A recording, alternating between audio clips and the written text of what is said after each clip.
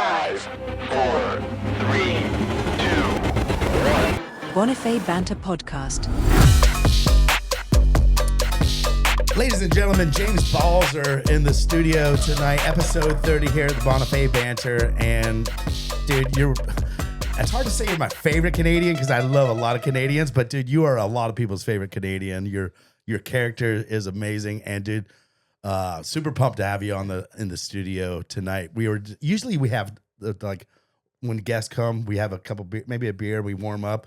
As soon as Balzer got here, you used to live in Claremont, so we got right into it again, dude. The conversation was running hot. We had to rush into the studio to tell you the truth. Welcome, James. Yeah, thanks for having me. Yeah, stoked we can make it happen. I don't think I've ever called you James. Yeah, well, not a lot of people have. Yeah. I mean, I got named Balzer. I got named Balzer by my parents, but then I think I'd been in Florida for like 20 minutes living with Jeff, and I was just called Ballsack then for a long time, and I never really got to use my first name. So your first nickname was Ballsack. well, from Jeff, Yeah, that was Jeff Here's. it didn't stick. Oh, it kind of did. Well, yeah, but I told him Rusty would probably beat him up if he kept it, but Saying James is weird. it's very formal. It's very formal, and you're not a formal guy. Well, that was a formal intro. It was a very Yeah, it formal was. intro. It It was. was good. It was good. Well- No, but I'm super excited to have you in here. You said you were coming to town, a few weeks ago, and I was like, make sure you save a night for us and come in here and have some fun. So I'm so excited to see you. It's been a long time, my friend. Yeah, stoked to do it. Yeah, it has been a while for sure. Definitely been almost 10 years since I was back in town, but it doesn't feel like that long. No, You know? it's seeing you immediately. You're still Yeah, it's young, awesome. as young as you It's so were good. when you left. Yeah, it's pretty funny. I talked to him on the phone, and he's like, "Man, everyone I've seen has aged so much." yeah, it's pretty funny. So, He goes, "What do you look like, Parks?" I go, "I'm probably pretty crusty." Yeah. but you were limping young, so it doesn't I didn't have the beard whenever I saw you last. I'm Yeah. pretty sure it probably was just maybe a mustache or clean shaven, long haired, and since then it's it's so good. But the beard's been on for like 12 years. no, I've 10, seen the 12 beard years. before. I've seen the beard before. All right. So what's the mission that brings you into back to Claremont? in Not town? too much. We just were cruising through. You know, like when we were down here, like the last couple of years I was down here, the kids were like pretty young, like maybe like 1 and 3, or like my kids were super young, and then I kept like talking to them, like I probably talked to you guys every once in a while, like just assuming it had been like 6 months. And they were like, "Yeah, Dad, we don't remember any of that stuff. Like, they don't remember any of Claremont, any of that stuff." And they were kind of a prime age. So we were like, well, had a window to make it happen, come back down and see everybody. And come goof around a bit. So Yeah. Where are you staying? staying at Rusty's, my same old place we Oh, lived at shit. for Hell years. Yeah. So that's pretty And the good. mother-in-law suite there. Yeah, yeah. In the guest house there, make it happen. And there was a lot of guys through that door over the years that were staying there. And then, I always had an open door to stay there, whether it was for a couple months at a time. I mean, I was always in and out. I would always be back up in Canada for a lot of the summer, and I'd come for 2 months in the fall, whatever. I was basically doing the opposite of every Aussie, you know? Yeah. So I was just kind of bouncing Yeah. back and being in and out in the winter, and then come and play and be in and out. But that was like almost 8 years. I was probably 10 years in and out like crazy. And then it kind of just ended cold turkey, got busy at home, and then just didn't happen as much. So, yeah. It's crazy. Life changed pretty fast in like 10 years. Or, I mean, you had them a few years before that, but yeah. Yeah. Just Because you were, you grew up like wakeboarding up in Canada because you're Yeah, from BC, for Canada. sure. Yep. And you were just saying like you listened to the Chad podcast and some of the stuff was really hitting home because Yeah. you were a Grom like when Chad was and Jeff was kind of like those were the I Canadian was just stars. right behind all those coattails, like in those early years when you guys would have first come up there. Like I was at like that Abbotsford Pro Tour stop, and that was like the first real wakeboard contest I ever seen. But then like those Kelowna Pro Tour days when you guys were riding. What was like, the name of Mike McComb? Mike McComb. Yeah, he had like What- a wakeboard, like a BC wakeboard tour, and that Right. was so sick. That was like the most grassroots. Like we would have like, I think like sometimes we'd have like 200 people on a weekend and have all the age divisions, and we had so many cool things going on there. We had a lot of really good guys riding there, like McKinley and all those guys. We had like Rizzuto there. Yeah. Chad was there. Like Jeff would show up every once in a while. You had like Aaron Lapine. Like there was a The, lot of guys the there. grassroots of like what Mike did back then, like Yeah. really did just spawn like a whole kind of like generation of Canadian wakeboarders that just It and did, wake especially skaters. on the Yeah. West Coast. And then, but even all the way to the East Coast, like, I mean, I remember going up to Muskoka and there was like, I don't know if Yeah. it was necessarily Macomb's crew, but like they were just as diehard in Toronto and Muskoka and all of that, like those areas as it was on the West Coast. And it was like, Canadians just always loved wakeboarding so much. It was awesome. I think when you have like a small window like that, Yeah. you sit there and it's like you're thinking about it all winter long. And then switching lanes, like you have a shoulder season where everybody's snowboarding and everything like that. Then you're sitting around for like a month and a half and you're like, okay, well, the snow kind of sucks.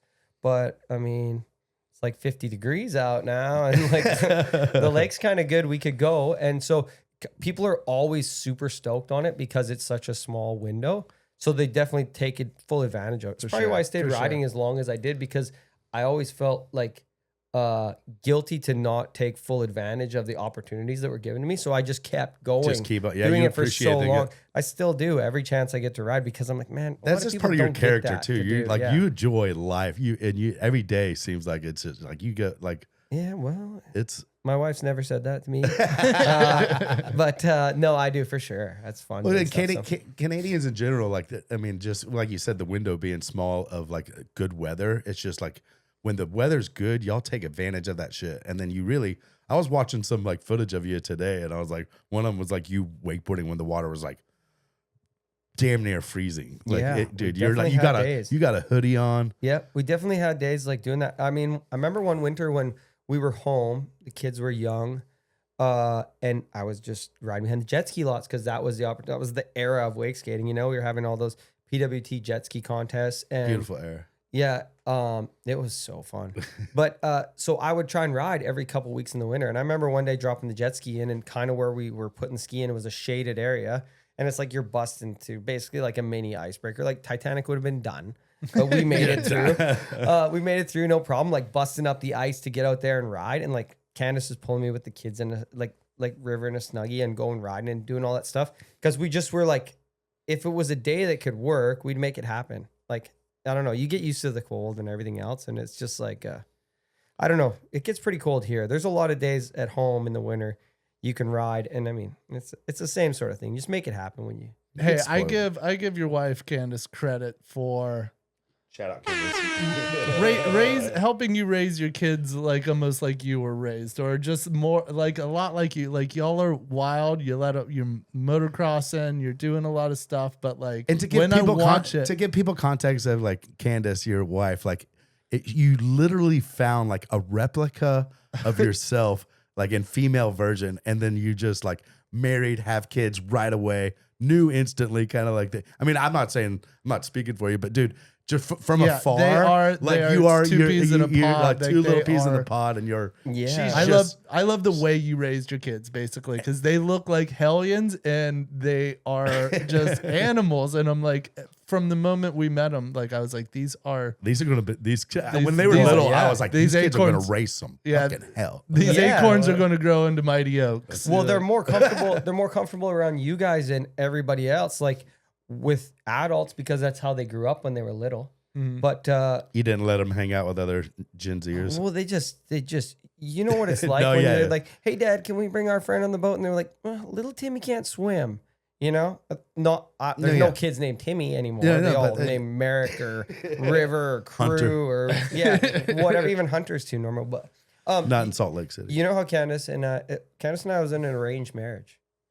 My dad and her dad were hunting partners, and they tried to arrange to not have us ever meet. Wait, Yeah, what? yeah, no, This is that's how crazy. they. I'm I serious. I remember I'm hearing serious. this. I remember You're hearing telling this. me that like your parents were kind of in on the back end of this. Well, no, they were in on the back end of not letting us ever meet each other, kind of. Oh. Well, just mainly Candace's mom, but she's the best thing ever. Like with because- intentions to probably meet and with no, the spark to like we fly. knew, hard. I knew her family, she knew my family, but we never really ever met. I was down here, whatever, and back and forth, and then finally we met one day, hang out, and it didn't take long.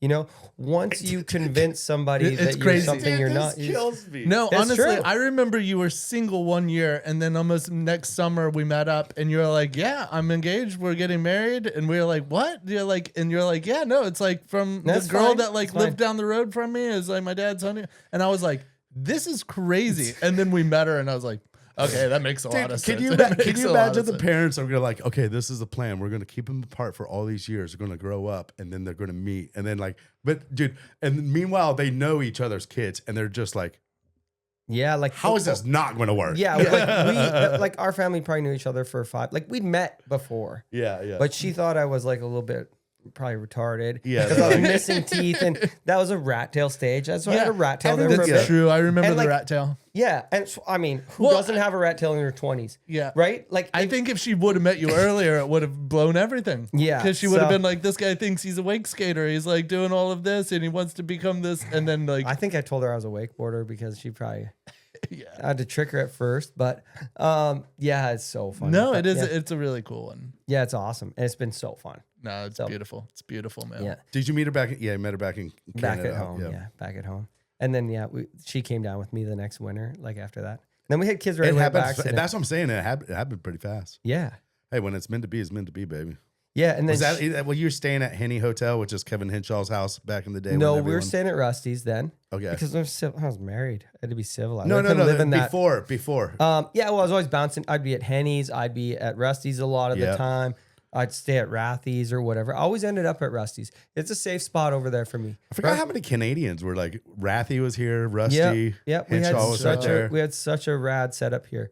I lived at Henshaw's other house down the lake on Lakeshore there for a bit with him too, but we always kind of bounced around. It worked out so good for me, man, because when I first moved to Florida, Rusty and I shared bunk beds. I just had this big meathead living above me. I didn't know. Danny's house? Oh, you were No, bottom bunk. at Jeff's house when we lived on Frederica. Okay. And Wow, yeah. it was a little tiny lake. I remember one time when that first flying tube came out, you came over there to Jeff's and we tested it on Frederica. And like, I don't know why that was a spot, smallest lake ever.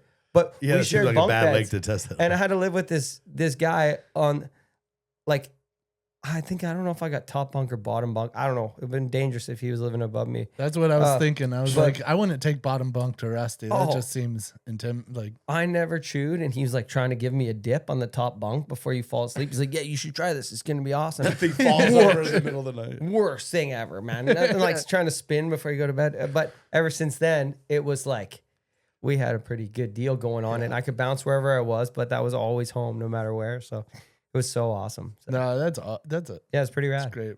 That the Claremont days back then, like even you pulled it, you said it whenever you first pulled up, but you told your kids, you're like, right there is where Shane built the single person roller coaster.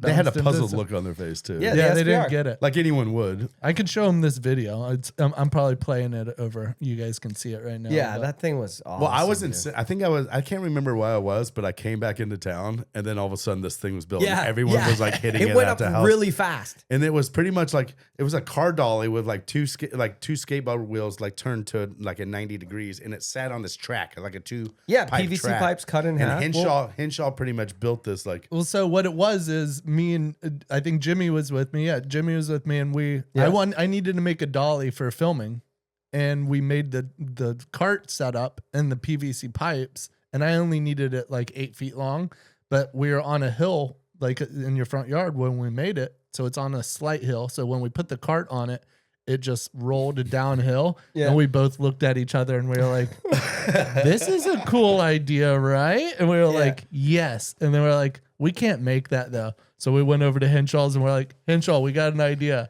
It's a Oh, single my person roller coaster down Parks' thing." And he was like, "In." And like immediately came over and beautiful. made the whole thing. And me and Jimmy just sat around being like, "Here's the drill. Here's the saw." Like, and he cut it, built it. And it was- Lakeshore at that time was wild. Like you just, Yeah. if nothing was going on at one house, you just went to the next house, to the next house, to the next house, and then it was crazy. Like, it was a pretty. that good was a time. good era. It was a crazy era. It was so fun. Like we had all our boats on. We can talk about this now because, it doesn't really matter. But like we had some storms come up one time. Like we sunk Henny's boat right beside my boat in a storm facing backwards.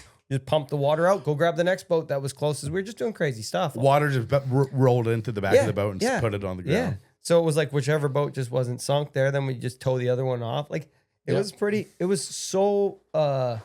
It was so fun. Man. It was. We did a It lot was. of crazy There stuff. was and it was such a good squad out here. Like there was so many people between all the houses and playing poker, going bowling. Like we had everything out here, and all we'd have to do is wake up, wakeboard once or twice, and then we'd go golf almost all the time. Yeah. Remember we got that Twilight membership? You had the Twilight and then membership. Sometimes we'd golf, and then it would be like, oh, the lake's pretty good. Then we'd go ride quick, and then go back and finish 9. Yeah, it was the Yeah, best. that Half was the the time in the best. summertime, you can only get like 9 holes in, or Yeah, it was so like hot, with but that the thing was hot crazy. and some thunderstorms so would come sick. through. Hey, do you remember why that poker got shut down? Oh yeah, we were playing poker and we had the Claremont Poker League. Yeah. like I think Big Spence. Big Spence had a website. Yeah, he created a logo, and the logo's sick. He was like, and then we made like a website where you could track, where you could where we could track track the games the and who's games in and the who's Yeah, in the the tournament league. standings. But then It's the somehow worst idea ever. But then the cops got wind of it. Yeah, they We did. got shut down. No, when somebody mentioned it somewhere, I want to say like at the bowling alley or the groceries somewhere, and then they were like, we know about that. Like we have monitored it, and we're like, there's 15 cars or more out at Henshaw's every Wednesday night. And then they like actually can trace it back to a website where we're playing. Yeah, we didn't That's have poker. We That's didn't what I'm have saying, one illegal. table. It was the dumbest thing ever. It to was make so good. I mean, though. you could even have a spreadsheet that you just texted people. But that was There was it blatantly said, because poker's not illegal, but if you're exchanging cash, it's illegal. And we had the cash spread on how much people have won and what was done. Well, how else are you going to brag about who's the best? Exactly. We had 2 tables. We had 2 He had the tables. back table for Yeah. the not so good players. I Then still you have one of those You do? tables. Yeah. Yeah, that was awesome. Yeah. That was so good. Yeah, that was really good. But yeah, too good, man. The That good was old so times funny. of Claremont. The only thing good about that website is I learned how to kind of build a website. Like I kind of learned how to not build, but I learned how to change photos and kind of Yeah. That, it was It was educational. It was very educational for not again. Yeah. could have been worse. Yeah, I only had to possibly almost go to jail for a little bit or pay a hefty Oh, fine. Lord, But that's so no. funny. Totally worth it. Shout out Claremont Poker Tour. Yeah. Yeah, that was crazy. That's so funny. Dude, how was that? How looking back, how precious was that line of the wake skate line that used to get sessioned out there? Oh, that was so having that good. flat bar and just the incline out there. So- So much shit went down, so many runs down and back on so much stuff. And I'm not just talking about you or Silas or Dude. I'm talking. It was a lot of people, a lot of names put in a lot of laps right there. so Aaron lived on that lake. Aaron Reed lived on that lake on the other side with Greenwood there. Yep. They were starting to wake skate out there. Then Henny moved on that lake. So I would ride with Aaron out there kind of before okay, so everything that was else. kind of that Yeah. was obviously the start of this. So they were Aaron was always wake skating out there. Then Henny had that spot. Then all the Nike 6.0 guys were there all the time. Nick was there, Matt was there, everything was there. There's so many crazy tricks done on those flat bars. So, on that flat bar that was there forever. How many first NBDs have been done on that so many cool strip tricks and right there. so many hours through jet ski because we had that Nike ski that would sit there that Silas had or whoever had a Nike ski at the time would just be sitting at the house and that thing never shut off. Never stopped. It was just going and going and going. And that's right in your backyard. Oh, too. it was It's so crazy. sweet. So we just would keep that thing rolling all the time. One year there was a gator that was nesting right there by that flat bar. So you had to get pretty consistent. It wasn't a good place to be slamming all the Well, time. it's This is a board slide kind of day. Yeah, exactly. Exactly. Yeah. Well, yeah. Did you ever do a frontside chode slide on that? On that incline? If I wake skated on a rail, there's a good chance I choded every rail. Man. Didn't you? I- One time I you straight was- up called it going in. It was. I think it was at Battle Falls. At Battle Falls. You're like, yo, check this out. Frontside chode slide. I know. I was like, I'm gonna front board this fucker, but I'm gonna definitely chode slide this thing before I do. Oh, my goodness. And I just went up and just choded it, and then I think I got one Yeah, after. you I got did- it. You got it. You got it. But I love the commitment of parts, because it's not like he was. I mean, he I don't think it was a wake-skated, front board. That might have been. but I you think it was weren't a just backboard. great wake skater, but you would attempt. That's not an easy trick. And I wouldn't go for a front board on any rail, But it much was less pretty- one that I could chode myself. It was pretty short. Not the chode. The chode was chode well, was the decent. chode was a decent size, right? But the rail was Relative. pretty short. Yeah. So But Well, some shit doesn't take like a lot of precision, like a lot of technical skill, like wake skating. You just have to fucking. It's gotta more. make sure you It's do it. more of a just ollie and Commitment. commit. Sometimes committing is the hardest part, and I wasn't going to have commitment issues, so I had like 60% of it, 70% of it done. I just had to kind of like Yeah. ollie and not fuck it up too bad. Yeah. The slide and start was tough too. I had Yeah, to make what's sure crazy- I slid in. yeah, there's a lot. I didn't There's a make lot a dip, there. and my feet got to be good, and then but once I was like committed, I was balls deep. yeah, that's so sweet. That's perfect. Yeah. Metaphorically or Yeah. figuratively. Yeah. Literally speaking. I was so deep. Yeah, that's true. That's so funny. Yeah, that's awesome. good.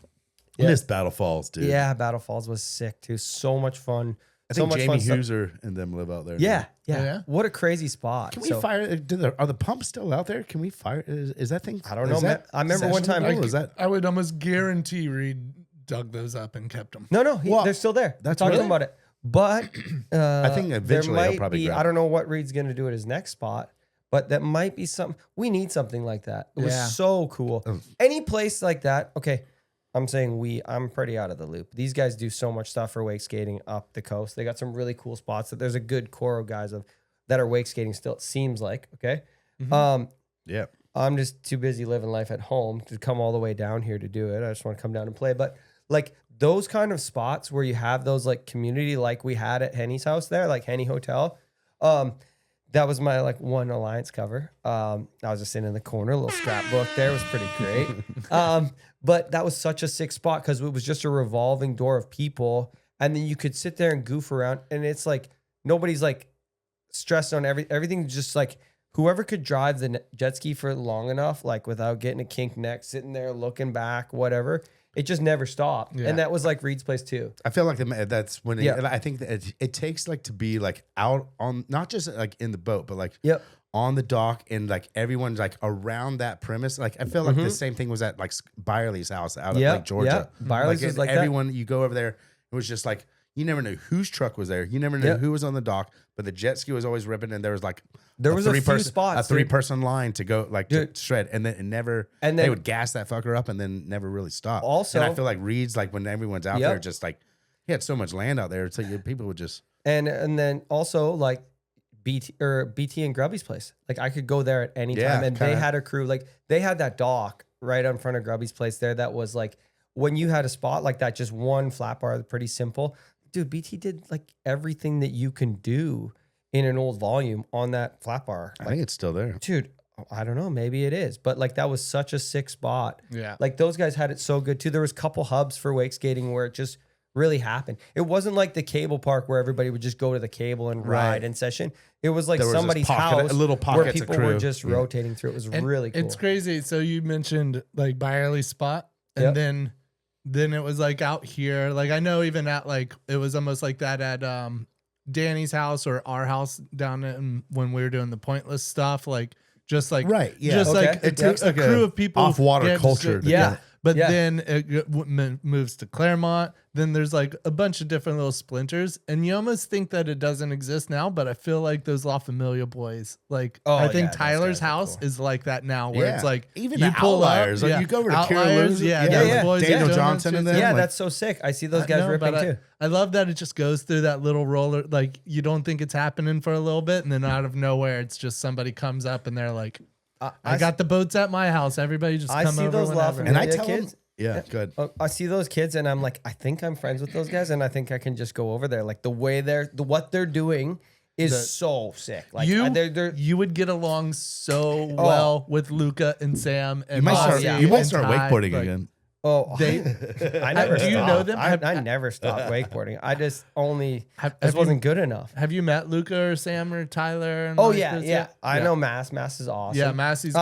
I know But all you know those Luca? boys. You do know? Yeah, no, Oh. I know him. But they Luca- were Groms, like, and Yeah. I was old and naked. So like, I don't know if at the Liquid Force stuff, like when they were coming in, they tried to keep Yeah. me away. Like Harley saw a Well, lot of you bad got things, naked and a Bob lot. too. You got And so- naked a lot. I You did. were naked a lot. I was. I did invent one wakeboard trick. It's called elephant with your trunk out. What is that one? Oh, it's just a naked elephant. Naked elephant. Yeah. So I elephant think with it's your in trunk a out. Brostock catalog or like one of those. Like I think it's in a buyer's guide. So Yeah. Dude, it's kind of impressive, like how many people back in the day of like and that era of wakeboarding have seen your dick and ass back in the day. Yeah, and then Candace, when we got married, she's like, okay, well, I'm just gonna join you streaking if this is what we do. So I kind of tamed it down then a little bit, but I mean, that's understandable. Well played, yeah, it's understandable. I like that she didn't ask you to stop. She only was like, she called your bluff. Well, you know what I mean? Like she didn't fold. She didn't be like, let's not do that. She was like, all in. Yeah, but then when I held my own child, I realized how dangerous my body was, like what it was capable of. And if I was tempting people with this physique, I needed to cover it up. It's kind of an Adam and Eve situation at that point. You know? I mean, like I just found out what was capable of the naked body. It makes a lot of sense. It makes a lot of sense. Yeah, you it's know? so funny, but I think it's crazy. It took you having a kid to realize that that thing is amazing. Oh man, yeah. Were you just like as a grom? You're just running around naked like when you're or is this something that I just think I realized that it was a good way to get a laugh, and It's I a wasn't good embarrassed. punchline. It's always a good punchline. Yeah, and then when your name's Balzer, like you kind of just roll with it, right? So it was like synonym. I was always the guy to just like I've trained my kids. You can be nude, but you can't be rude.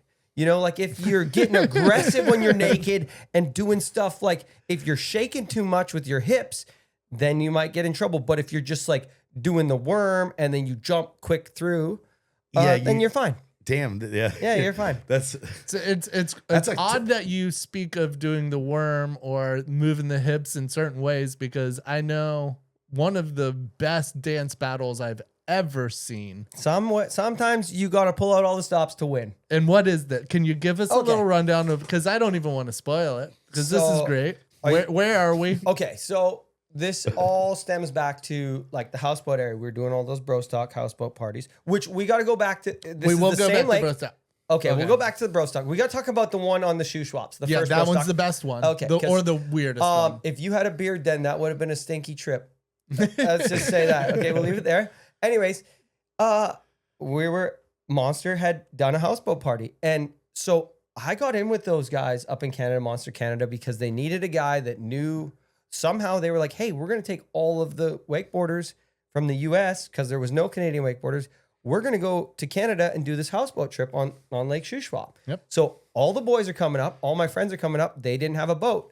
Somehow strings got pulled. I'm just the boat guy the first year. After that, I got a contract. Now we're in. It was so awesome. Best years doing all those boat trips. guy to contract. Anyways, yeah. Well, when you're that good of a boat guy, you get a contract. Yeah. They built some as we will learn. They built some crazy rail, and then I just hit it, and I think I probably did a little bit of probably nude diving at that spot too. But anyways, they had this boat, this in the middle of the lake. Gas dock boat with in the middle of the bar. lake. And was it me and Bob having a dance off? Yes, it was you and Bob. Yeah, well, Bob's got some great moves. Great moves. I heard at your wedding he was using them all, the moves. He's still single somehow, like with those dance moves. I don't know how that works, but yeah. There was only one option to win. Yeah, because it went on for a few rounds. It like went back and forth, back and forth, back and forth, and I feel like I could have seen it. And the crowd's neutral at this point, kind of like crowd's neutral. We're like, he's got you. It was swinging Bob's way at some point, and then so I just had to. Bob's kind of a crowd controller. He can look. He can. But you want to know how to lose control of a crowd real quick? Yeah. You just get naked. And then sometimes there's been like 3 or 4 times where like streaking is easy. Anybody can streak. You go to any monster truck show, people can streak. It's We're no going big to deal. the auditorium. We're going streaking. Yeah. That's just one pass. Yeah. But when you make a second pass and then you stop and talk to somebody, that's when it's the next level. Yeah. So and then that's how it you keep becomes it an classy exhibition too, without being too shaky. Then it's like, you have a casual and forget you're naked for 10 seconds. Well, yeah. It's if you can see that the person that's naked almost knows and is nervous and awkward, then it's brutal. Then it's weird. But if you make eye contact with everyone, and staring have them a in the good face, confident. good conversation, solid handshake. Not that I had anything to be confident about, but yeah, it's not like it's fine. Confidence is key. Yeah, it was key. So that was. But yeah, so he got that naked one. during the dance off and clearly won. And I remember Bob being like coming back pretty bummed that he lost the dance off and was like, I didn't know what else to do. Like even the furthest I could go was get naked and do that. And and then Aaron Reed said the way you win that is you just make eye contact and grab. Wait, what? Because you might lose overall, but you win the dance battle. You win the I dance. mean, I guess you're pretty much going all in. Yeah, it's an all-in move, and you might still get called and lose. But he's like, that's your only move, or you step out. And Bob's like, yeah, I'm glad I stepped out because I'm not going that far. That was a long time. That was a long time to be just free there. Yeah, on that it one. was a long time. Probably the longest time ever, though. Pat Panacos called my bluff one night when we were in the Philippines. Shout out, Pat. Yeah, shout out Pat. Yeah. Well, Yeah, let's thanks. see where this goes so, before we give him a we're shout sitting there. The Philippines was amazing. I'm so stoked that we got to go to those places. I wish I could go back but not have to ride the stuff and just remember. That's probably right as they were building. It was the first we went there and did that Nike 6.0 trip. Like it was early. All those Winch or all those 2.0 setups that they had, like they'd already gone there and done the boat like thing. The main cable was going. Anyways, But the step downs and the step downs and all that stuff was fresh, and we were going there to ride all that stuff. Anyways, we're sitting there one night talking. I was like, yeah, I could probably barefoot around this cable naked. I was just blowing some steam. Pat's like, okay, let's do it. Prove it. Let's do it. Yeah. And I was like, okay, well, I'll go. Like, Yeah. You're like, I'll do anything. I ain't scared, but it's pretty uncomfortable because I had to wear a life jacket. Okay. So like, is that How'd you Winnie start? the? That's actually Well, Winnie I hot the started. Pooh. in it. Sorry, hot just started. 1, 2, just jump. just line loaded and just hot started jump? Only way to jump, But- not start on the cable. Winnie the Pooh in it. When I did the first time, Winnie the Pooh in it. yeah, that is when I was Winnie Winnie the Pooh in 100%. Porky I Pig, didn't that have a red thing. life jacket, but anyways, I line loaded it, boom, but I messed the carrier up. So I didn't Oh, you because pulled it out? I just put too much power into Yeah, it when I went to do it, clicked it, yeah. so I screwed up the carrier somehow, and it was dark. So If you then put I too had much to- pressure, you got to like yeah, slack and it. I think there then- was money on the line or something. They counted Some that? bet- No, they didn't count it. They're like, I was like, oh, the cable's broken. Sorry, guys, we can't do it. Pat's like, I'll fix it. So they sent the guys up there. I'd stand there for like 15 minutes. and you're still naked. Well, yeah, what are you going to do? Put shorts on and take them off? So, we were just chilling there. Like, yeah, we were just chilling there for a while. But I busted a full lap. I was wearing shoes. and a life jacket and a helmet, but definitely no shorts. that's clean. Yeah, it was clean. Clean lap all the way around. Came in.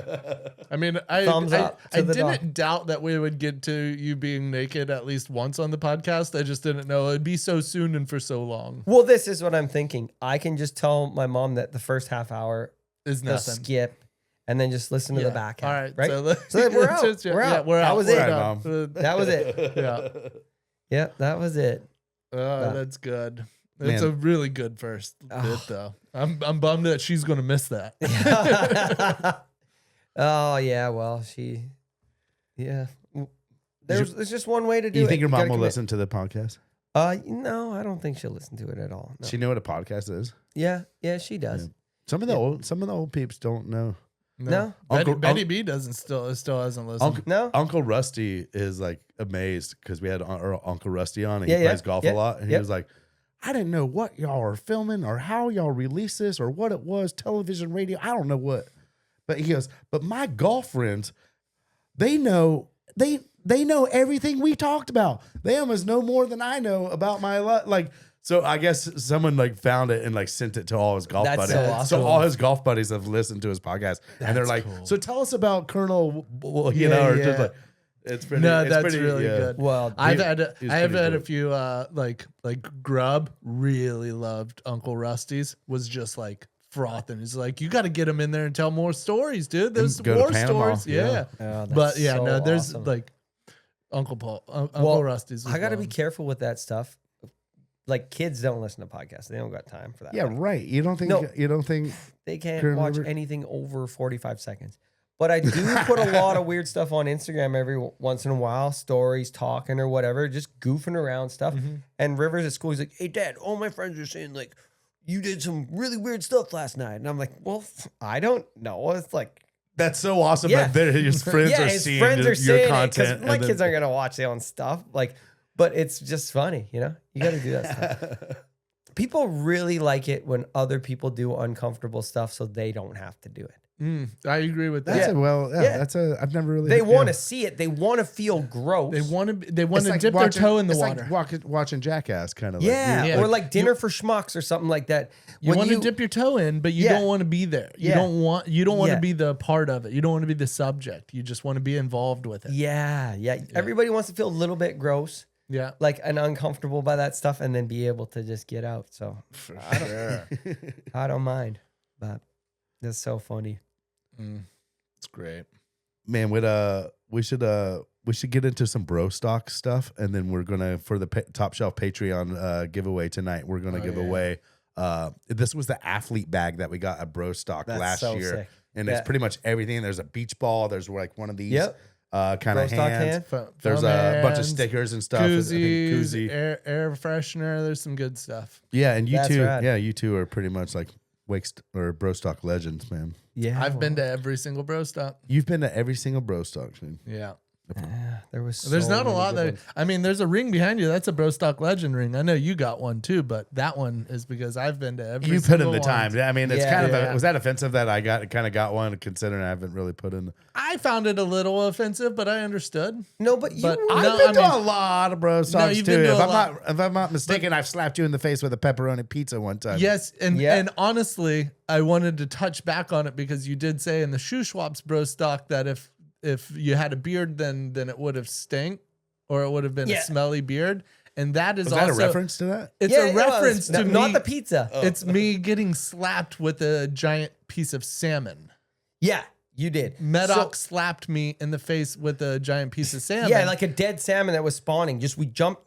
I don't think so. I think it was a piece of meat that we were going to cook up one Was it a night. carp? That it Maybe. went I bad. thought it think was, like, right off the but it was beach, just- big. No, it was Oh, big. it was like so this awesome. big. It was a salmon.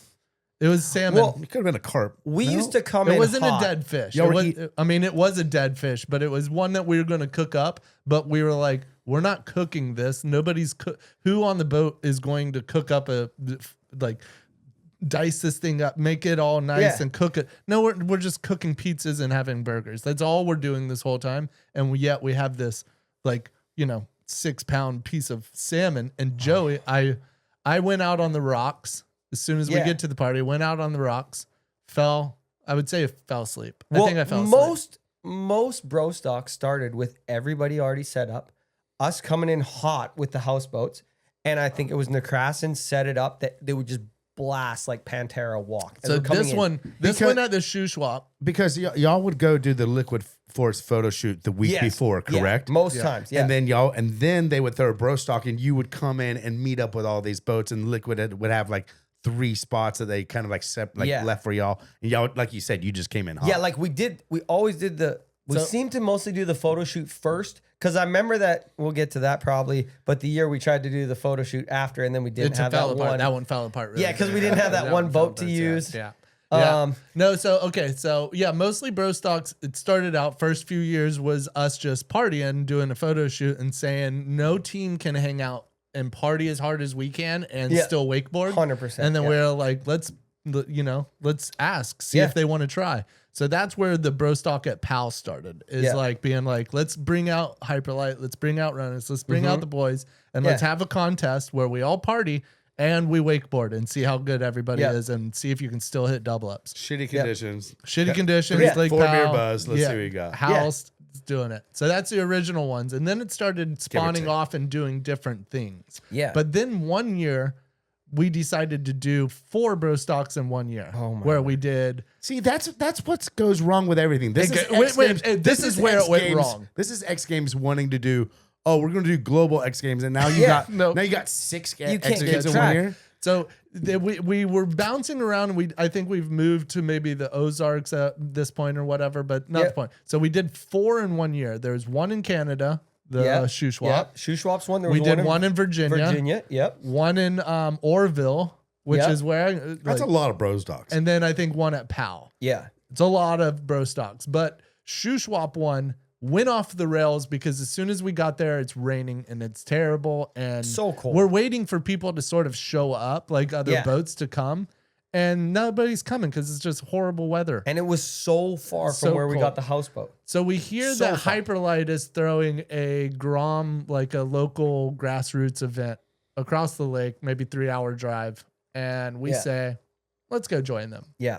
Yeah. And this is where it turns real bad because on a 3-hour drive with all of us, Wind chop. Yeah. we're just getting housed the whole time. And then we Yeah. show up at this event and we Ladies pull and gentlemen, liquid force. No, like this event's happening. There's an announcer, there's music, everything's going on. Kids are wakeboard. It's not a big event. This No, it was isn't like a a pro contest event. or whatever. So it And was like we a- just come in with 2 houseboats, just boom, straight through. Through the Hyperlight, Through like grassroots. the boat event. has to stop. The person has to get a reride because Liquid Force now comes through blaring Pantera as loud as possible. People doing beer bongs Yeah. and just raging, Just throwing flawless. cans. Yep. "Whoa!" And then we Yeah. pull up on the rocks.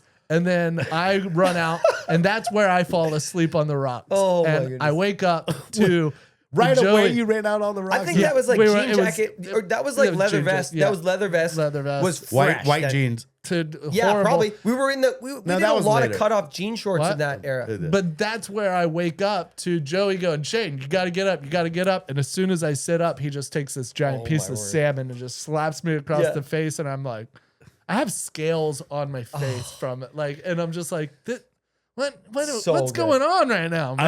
I like Joey saw you sleeping. It's like, we got to go slap Shane with the salmon. Right? And I Yeah, think it was on, an idea. I think on those trips, like there wasn't a lot of like LF staff that was there. Like they were pretty under-regulated. I think it was Grace. It was And great. like maybe Dawn was there. I don't know. No, Dawn probably wasn't there. Grace was there, but it like whenever things fall apart and the riders are getting housed, Blame you really Grace. can't do anything. You can't do once you got Henshaw's, Yeah. Balzers, Shane's, Reed's, The bolts are Nebraskans, falling off, dude, you like- can't control that train. That thing's That just is going. a wild thing. Like names that you just mentioned of being on fire. You were just like, bam, bam, bam. I was like, Jesus, this is And we're all it's a hurricane Fucking of just. hammered, like But just highly raging. responsible. Like they were Yeah, pro we're partiers. good. Yeah. That was Brostock basically was people that were professional at partying. That was the Yeah. whole thing. Yeah. Like all of those guys that you named, And anytime that don't forget an in. oh, in you there. never forget You can't Mikey. forget a and those things. Mikey Mikey's in. prime But in yeah, those things. carry on. But you got like Aaron Was Hampson Reed. there? Hampson's there. Oh. He's a professional. Oh, professional in these situations. to the. Everybody Professional that was there drunks. is professional in those situations. You're professional absolutely right. drunks. I'm glad you brought that up, Balzer, because like you people may be laughing behind the as you hear this through the speakers, but Well, all 6 of these people have the ability to completely ruin a wakeboard event, jump off the boat while we're blaring Pantera, False and liberal then wrongs. and then somebody like a rep, like a Hyperlight rep, come up and be like, "What the fuck?" and go, yeah. "We're so sorry. It's okay. We understand. It's fine. The boys are a little drunk. It's all right. We'll turn the music off. You can go about your day. You can finish the event." And they go, "All right." All right, cool. Okay. Sorry about that. Yeah, Sorry about like, that. I- And then you turn around and go, "Oh, they're fucking pissed." Yeah, and I don't want to break the third wall, but we're all partying there, having a really good time. But it's pretty premeditated to go into those places, like guns a blazing. Yeah. You know what I mean? Like we're like, okay, We have a reputation to uphold. T minus 15. We need to come in there and Well, make and you it know- look like they can't. Yeah. They can't do this, and we've been doing it for hours. That's the trick. And it's You know? You've and been it's- doing it for days before. Days, Like yeah, y'all yeah. been like, Yep.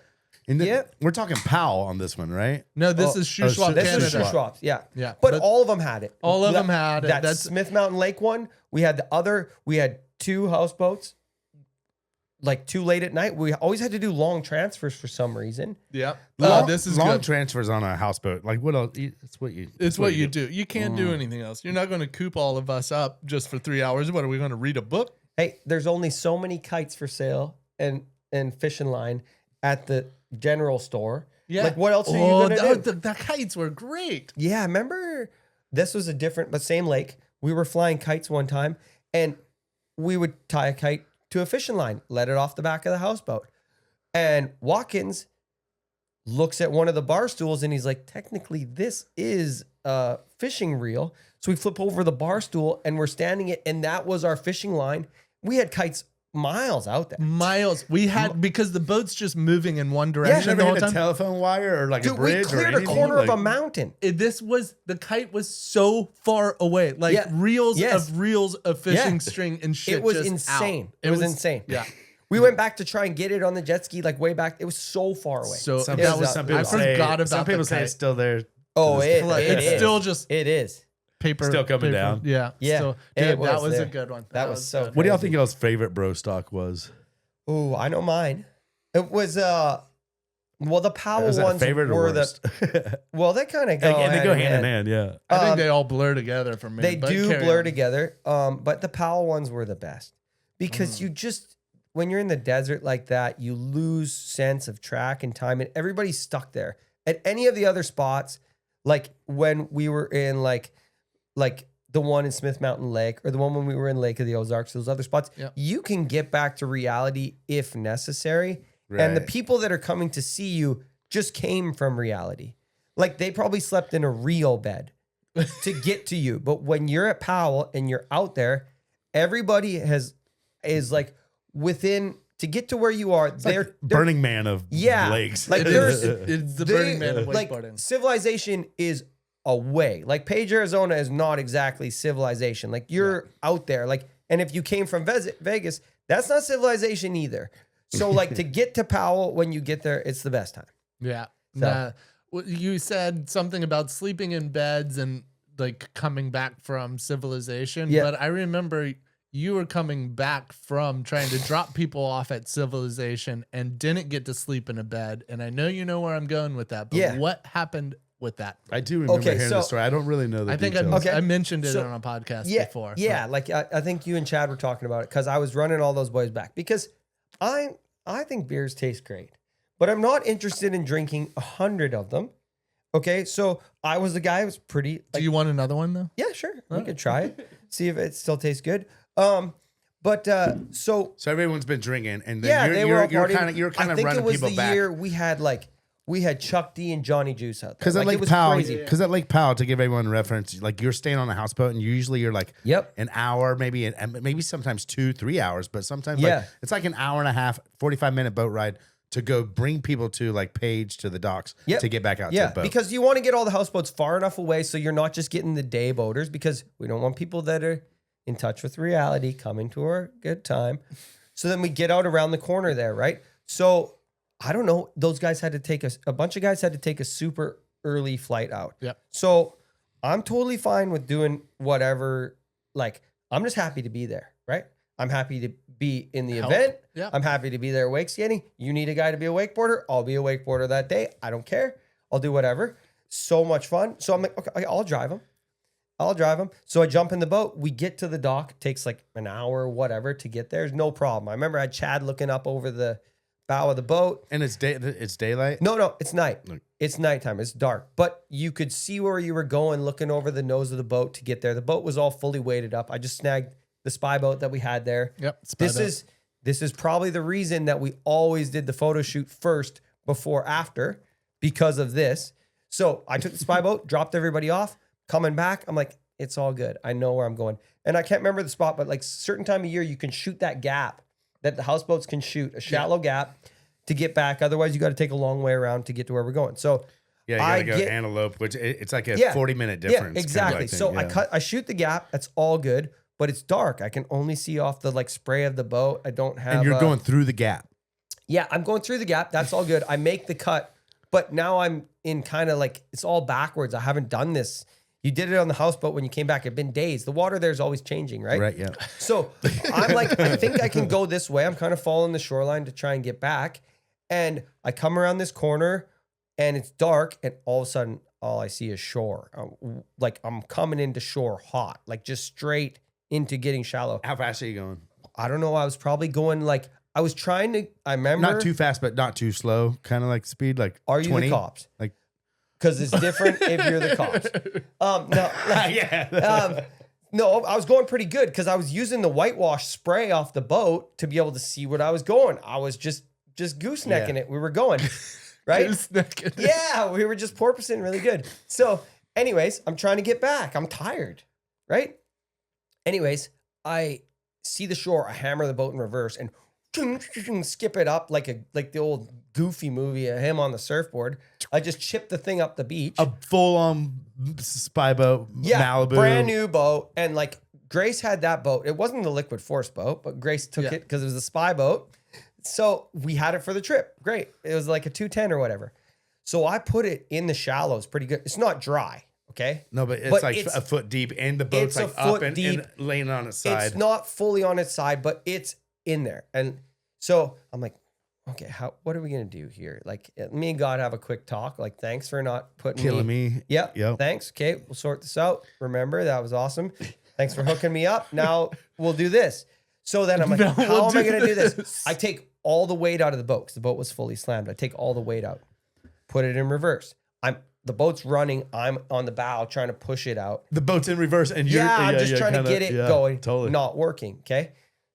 Remember, I'm a wake skater and I'm a drywaller by trade. That's what I do for a living. Okay. Where are we going with this? Not that smart. Not that smart. But I am crafty. I'm crafty. So I'm like, I got an idea. I took the fat sacks out. I put them under the boat, filled them up with water.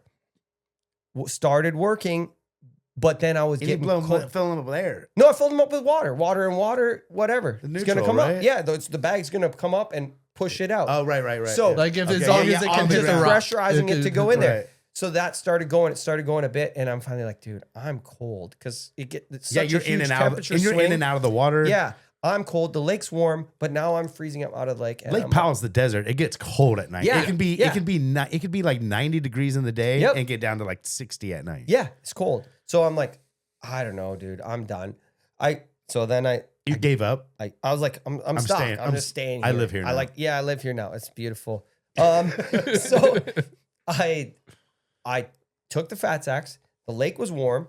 I filled the fat sacks up with like couple inches of water so they were heavy, and I invented the weighted blanket, I think, because I just slept under the fat sacks. I did. Like, I mean, so you filled them up just to where they had they had some like, it was like, I mean, waterbeds were in our parents' generation, but not reverse waterbeds. I invented the reverse waterbed. Slept under fat sacks. I just filled it up. It worked great. That's crazy that you ran aground, got stuck. It's night, and you're like, I'm sleeping here tonight. Yeah. Did you have any beers or anything on the boat? Or Nothing on the boat. I had nothing. No phones. No nothing. I remember us being on the boat and being like, it's one. Balzer should have been back by now, and we're like, well, we can't go get him. Like, what are we gonna do? Yeah. Maybe he just stayed on the dock and realized it was too late. All those guys were coming out of the. So I woke up in the morning. You know it's not good. We knew it's not good. But we were trying to justify and be like, maybe he's just stayed there. It'll be fine. It'll be fine. So the best thing is I was the guy that was sober. I'm the driver. Okay. Right. I drove everybody back, completely successful. I'm driving home, very lucid, incredibly clear, having a time. Doing all this stuff. I wake up on the boat in the morning. I'm trying to get it off again. Like that time of year, Powell's coming up like about a foot a day. Down, It's coming up, right? And I see a guy. I flag him down, and he's fishing. An old boy with his kid there fishing, and I watch him come by. I'm like, hey, can you guys help me? I need to get back to that big thing of houseboats, like half hour around the corner. And they just play dumb. They play dumb to me. They're not listening. Finally, they get closer. They're fishing, and he's like, yeah, we'll come help you when we're done fishing. And then I look him, he leans over to his kid and he goes, that's why you don't drink and drive, son.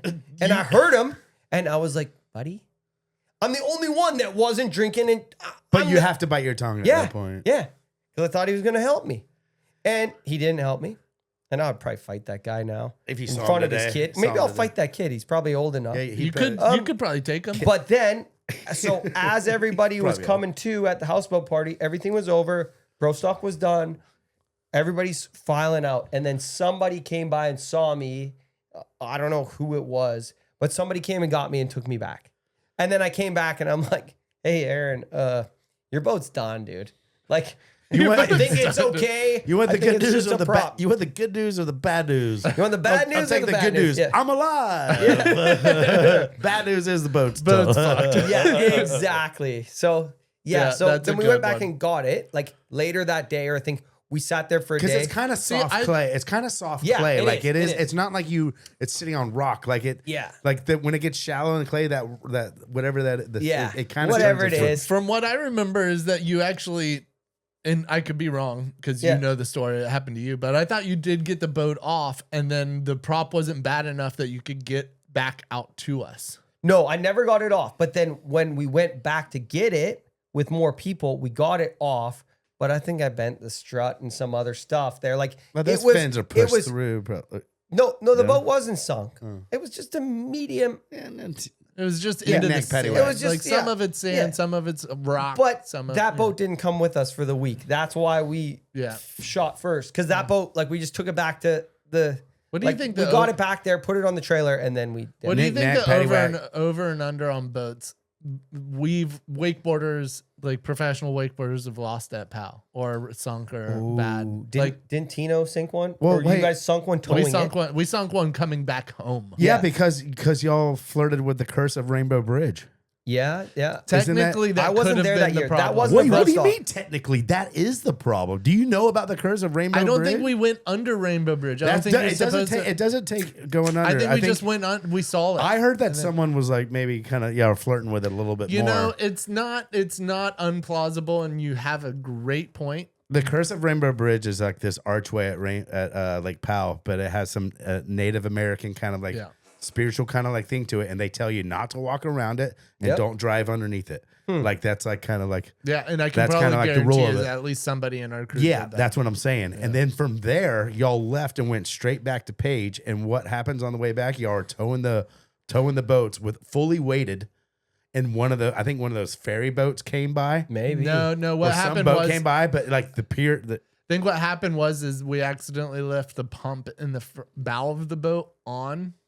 Oh, Those So boats the- like run, but those The old back boats. yeah, they were. The So tips. it was sitting low, and as soon as it caught a little water, it dove, and I think that thing went about 25 feet deep. The story I remember is Colin Harrington was in Me the and back. Col- me and you Colin went were back in the there to back. go pee or to go do something. No, we in were the back. packing because we're on our way back. We're almost home. And you look back and see all like just the tower and all no the tower, boat, all no boat tower, cushions. just cushions in the water. And Whoa. we're like, what is that? We're like, stop. What is this? And there's just cushions and stuff floating in the water. And we they kill the engines, and like 10, 15 seconds later, you just see the tower come up, and you're like, oh no. But that was Relentless. That wasn't a Brostock. That was like when you guys were filming that Relentless stuff. That was before I was there. I think that was before. that was Brostock's, early yeah. Brostock. But how cool is that to get to run around in houseboats? You're towing fresh wakeboard boats, minus that spy boat that I jacked up. Yep. And then you got jet skis behind it. Like, it's Yeah. cool to run that It's deep on the so- lake. It's so sweet. Well, to do Lake Powell, you have to do it. Like if you just go out there on a wakeboard boat for the day, you don't get the mix of it. If you No. only go on a houseboat with no jet skis and no wakeboard boat, No. you don't get it.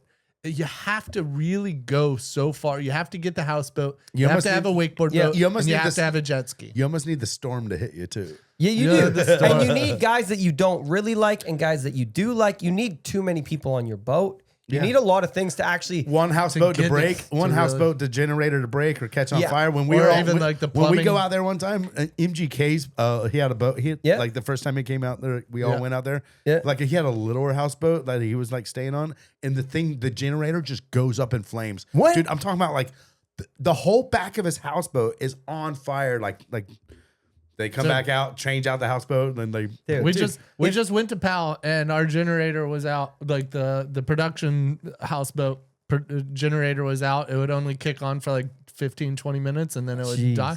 So ours, we had no heat. I mean, no AC, no nothing. And it was Usually brutal. one of the bathrooms breaks. It smells like shit on there. Yeah, Yeah, it does. that's always It a does. good day. You need on those trips too. You need to have a couple like it's all. I just remember having Melissa on those trips being so fun because it was like you had a mom and also a sister and also like yeah.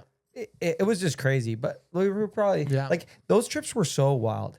But like was if so those good. trips go good, you don't have Gilligan's Island, and that was a good show because the boat broke. It's true. Chaos don't- makes- yes, chaos makes 100%, 100%. And then There's- so you got to I have mean, guys that are there's a- interested in chaos. There's a theory of like there's people that have like couples that have stayed together or got together based on like it's like a chaos, like being in a stressful, crazy situation. Yeah. You can meet somebody and then Yeah. you can move on, and you know that that person was with you in your most stressful time, and Yeah. y'all survived that. You have a So, bond, yeah. Yeah, and it's like, but it happens on, you know, like say you're on a cruise and the whole thing just like shuts off and you're just stuck out at sea. When you get back to land, you're like, Yeah, this that's crazy. person gets what I've been through. Like nobody else does. But Dude, those Brostocks were so fun. And I loved getting to ride in them too when we did. Like that Yeah. first year that like Danny, Reed, and I rode in them. And then like, hey, how come I never got to come to your double up contest? Like I was an elite double up wakeboarder at one point. Actually, Like, well, before you mention this, like this is we got a Patreon question from Garrett Cortez. Shout out to him. He goes, have him talk about the wake skaters making the finals at Brostock in the wakeboard double up contest at Lake Powell. So Oh, you my and goodness. Phil okay, it in. so they, I think that was the year that Chris O and those guys got, they went to jail because it's Brostock. Chris O Stuff like- did. Yeah, Chris O did, and a couple I guys. was- Is that So what he? they- Yeah, almost just responsible yeah, for but that. just Yeah. to give like He- to he- give it everyone wasn't context. like he did something He bad. jumped out of a helicopter from. no, Yeah. not Chris O. No. No, that's not. Why did Chris go to? Oh yeah. Oh, he Me, was just me and Chris cruising O, it was my fault or not my fault. Yeah, but it wasn't like it, No, we it wasn't jumped on a bad. jet ski and drove about 100 yards to another houseboat, and then we jumped off, and the cops pulled up, and Oh, I was tying the God. jet ski off. Yeah. And the cops were like, "What's going on?" And we're like, "We're just tying off the jet ski." And they're like, "Who's driving?" "Were you driving?" And I was like, "I didn't drive." And they're like, "Who's driving?" And I was like, "He just went inside." And then they literally walked inside. Yeah, and we're like, brutal. "You Jeez, come on." what out." Yeah, a stupid. bogus Hey, one, dude. best Especially thing- being Australian, like you get arrested for that. Yeah. and then you possibly Dude, I like, felt so bad. I actually came back out. I what flew, a stressful fucking shit. He almost got kicked out of the country for driving 100 yards, not even 100 yards to another houseboat. Like best thing that ever happened. never even took it out of idle. Just Right. Yeah. Yeah, I'm so glad that happened. It's the most money I ever won, I think. Yeah, so they were short bodies, right? Yeah. It was like a head-to-head. You had to whatever. even out of heat, kind of. Yeah, you had to get out of the first heats or whatever. It was like at the It was beginning. head to head, I think, back Well, in the day. the first round was heats, and I remember I'm sitting on the dock and like, okay, I can wakeboard.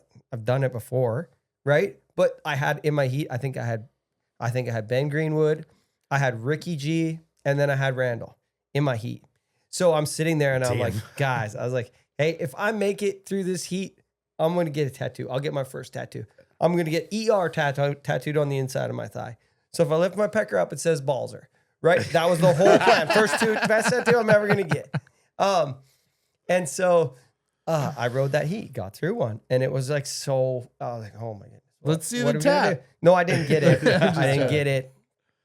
Well, because I think right after that I parked the and houseboat. Reed made it through. Aaron made it through, and too. So Yeah. Aaron Reed, wake skater. Yeah. You, wake He skater. took out like Phil and a Phil, bunch of other Full- guys. yeah, totally. He took out Phil. I love the And list then of names that y'all. We like, all slot. just started like, well, you guys were all trying to do the hard Crazy stuff. shit. You remember Yeah. what you did? Yeah, He did a back five. I just kept doing back fives. I was doing toe back 3, back 5, heel 5. I know, it was I a was back just. five. This is how I made it as a wake skater too. I'm really good at doing pretty hard stuff, not the hardest stuff, But pretty just hard stuff.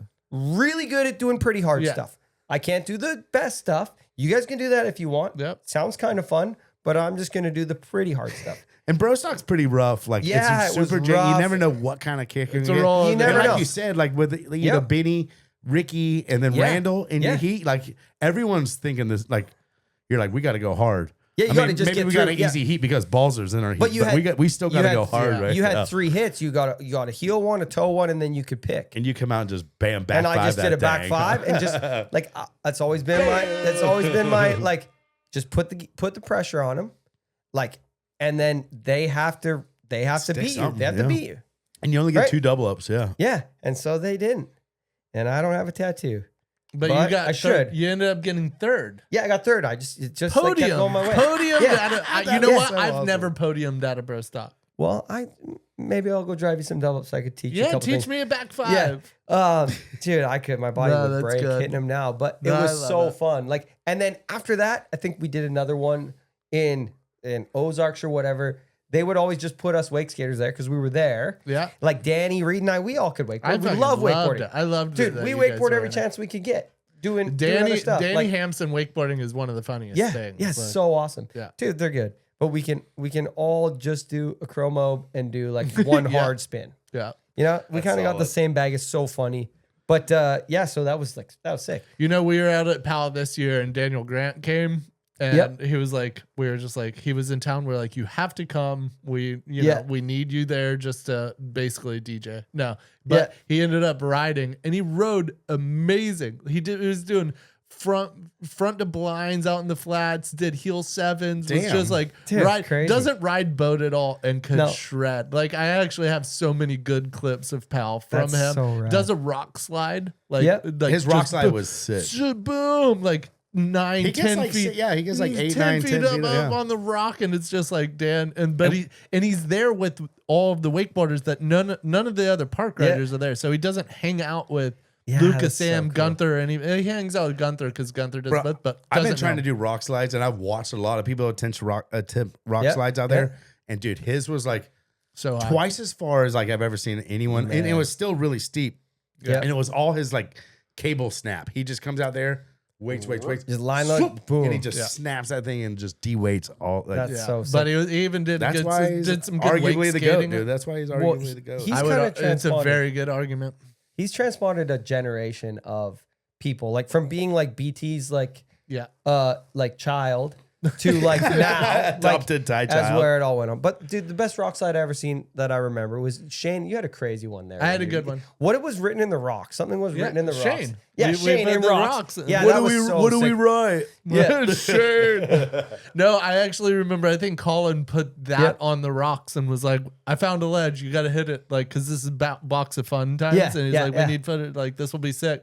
And he like put the rocks on there. Like, Yeah, and I was that's so like, sick. "Okay, I'll do it." But it was a good rock That was slide. good old days of just like a bootleg film piggybacking like some other shit. Yeah, yeah. Like, they're Oh, shooting yeah. like relentless. But- and he's like, I'm in box of fun too. I think Yeah. I think after one of those trips, maybe or Colin, he came up to like my place in BC. We shot a bunch of stuff up there with like Mikey and Henny and all those guys.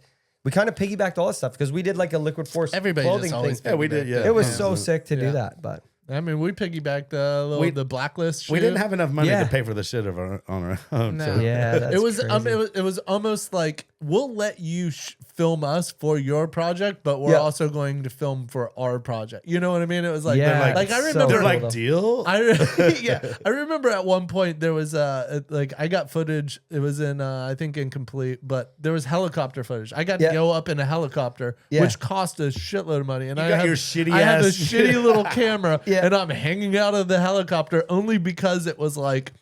Let's just let Shane get a little pass up and back. And I That's was like, so rad. but the helicopter stuff, like filming from that, those boys back in the day were crazy. Yeah, like what that's Ron so would do, crazy. like Yeah. those guys. So oh man, wild. so I love that he's kicking up all that old stuff. Like, he put something up. Ron's been putting a lot of cool stuff up Yeah, on he's Instagram. been and old stuff. redigitizing a like bunch all of that stuff, stuff yeah. from Idaho the other day. Yeah. like he cool. had that old board. That board was so sick. Like I sick. remember that stuff.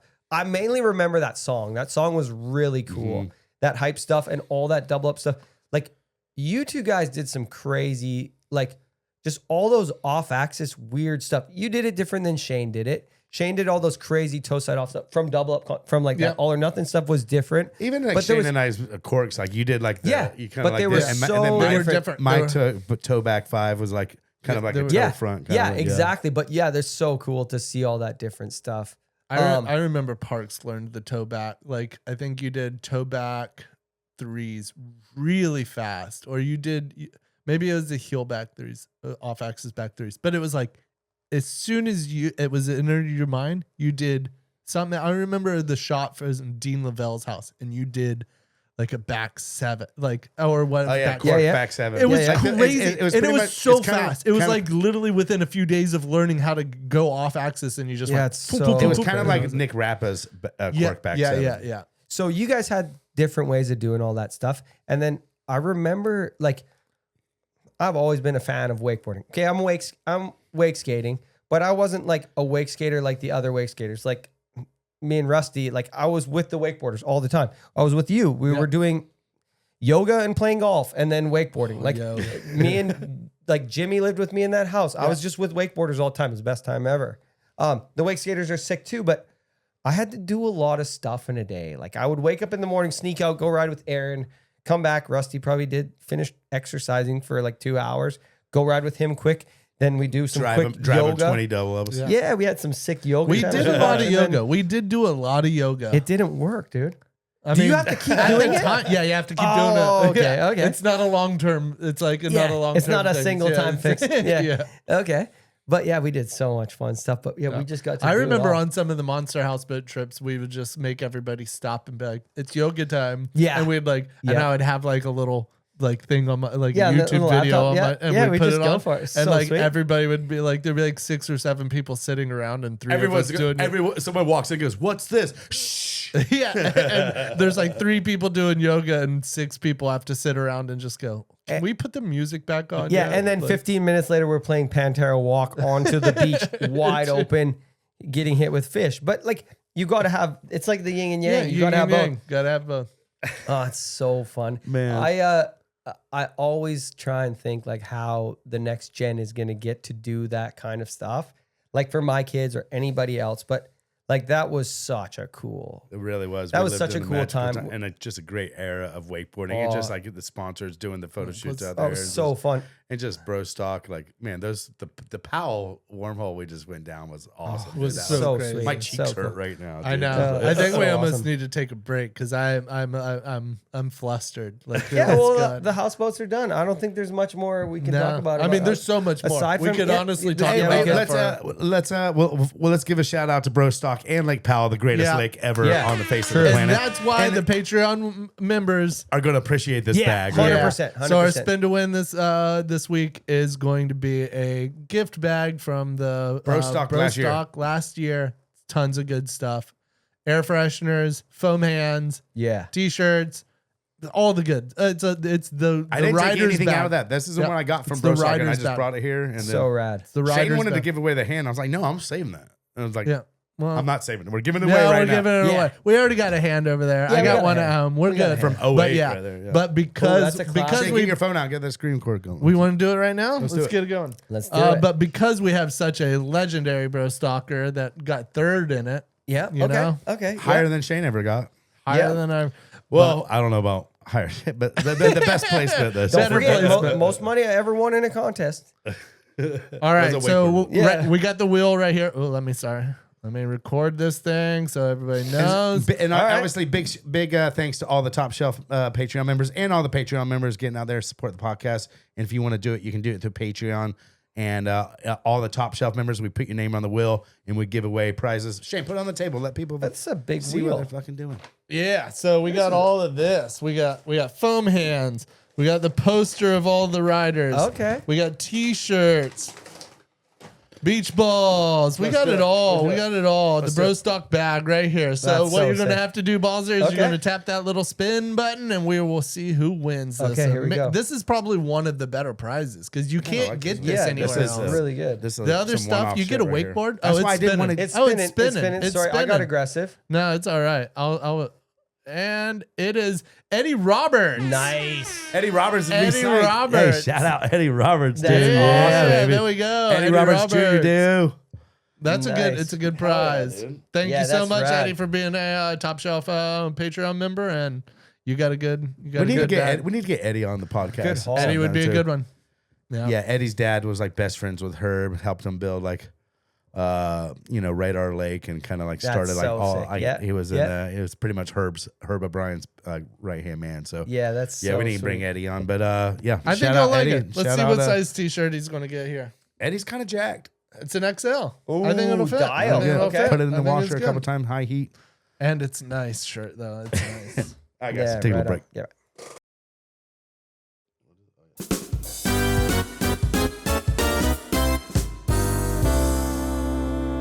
And we back. Yeah, we back. We went hard at Lake Powell. We got some good stories. I feel good about because I knew that between you two, Yeah. you have a lot of time spent at Lake Powell. A Yeah. lot. The last a 20 lot. years, We so- scratched the surface on it. Scratch the There's more. surface. There's more. still. I'll be back in like 8 years. We can finish it up. I mean, the thing is we could do this, 10 times over and still not. There's a lot of tell different ones. every story, but they'll come out eventually because we're gonna keep this going for a long time. There's So a lot we'll of see. other people that have different versions of the same story. Of the same story. Yeah, That's where yeah. it goes. Like Yeah. even your story of crashing the boat. I remember it a little bit differently, but I'm Yeah. glad that we have your firsthand account of being like, I do remember you slept under a fat sack, and I do Yep. remember you crashed the boat, but the ending, Yeah. it gets different. It gets Yeah. different. Yeah, it's pretty classic. Well, we still got a lot of things. Second half here, we got a little bit of trivia that page, maybe a couple Canadian questions. Okay. Second Do, half. Okay. do we have any more Patreon questions? Because if not, I have some stuff from Jim Hutchinson. Hutch. Yeah. Wanted to Hutchie, ask. Okay. Yeah, we can do that. And then Yep. we actually got an audio question. It's a story request from Rusty Malinowski. Okay. All Okay. right. Well, So you can do that first, and then we'll do a the. few of these. we'll do- Okay. Sounds good. He asked, "What's the best tips for someone getting into the trades?" Oh, okay. So, Because you're Hutch- a drywaller Yeah. from before you even started wakeboarding, Yeah. or is that what well, you did? I just always did that. Like when I grew up wakeboarding, I didn't have the ability to just come down and roll and do whatever. I would stack up a bunch of cash and then come down here and just roll it till I needed to go back home or the season was over. My dad always had a job for me to come back to. I was no handout, but my dad, my family blessed me so much with the opportunity to always know that I could fly in and the next day I could go to work.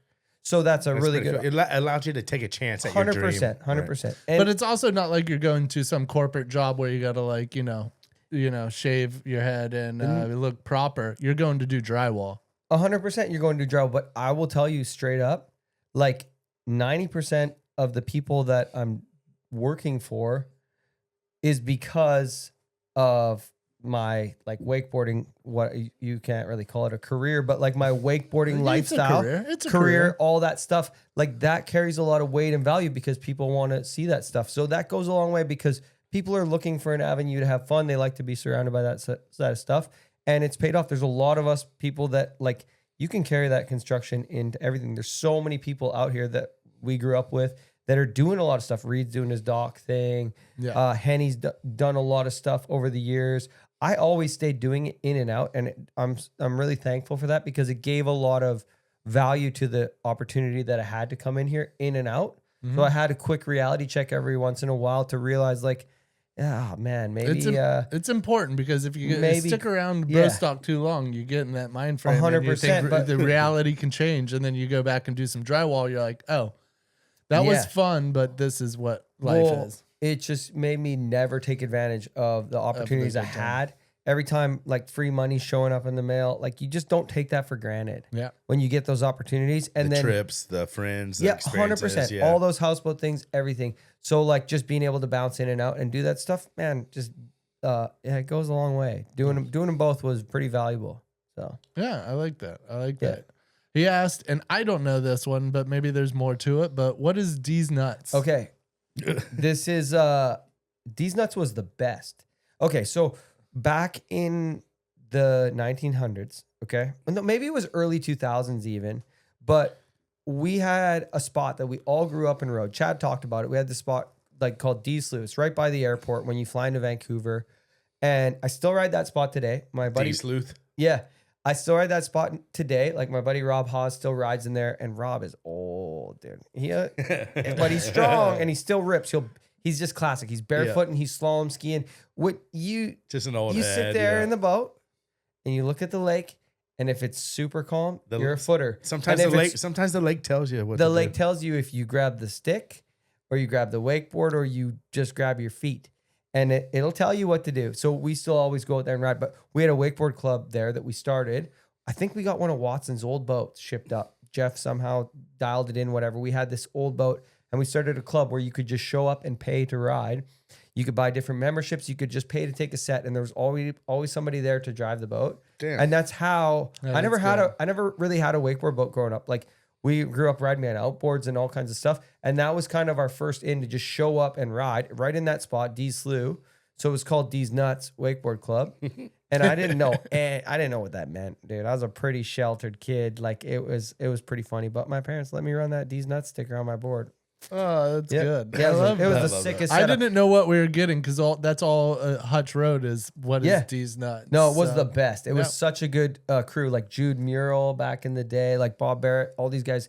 They coached a lot, or they judged a lot of pro tours or drove them. It was kind of like McComb's crew of guys. All the local people, they're all still kind of there. No, and it's really cool, dude. It's cool. That's really good. Still got it's a Watson's pretty- boat. I think that boat's gone, but a lot of those same old boats are in there, and the same guys are doing the same thing on repeat. It's the most like a Florida riding environment in that spot. It's the sickest spot. Water soft. It's kind of brackish water. It's a really cool spot. So don't come. Nobody comes. Yeah, don't come.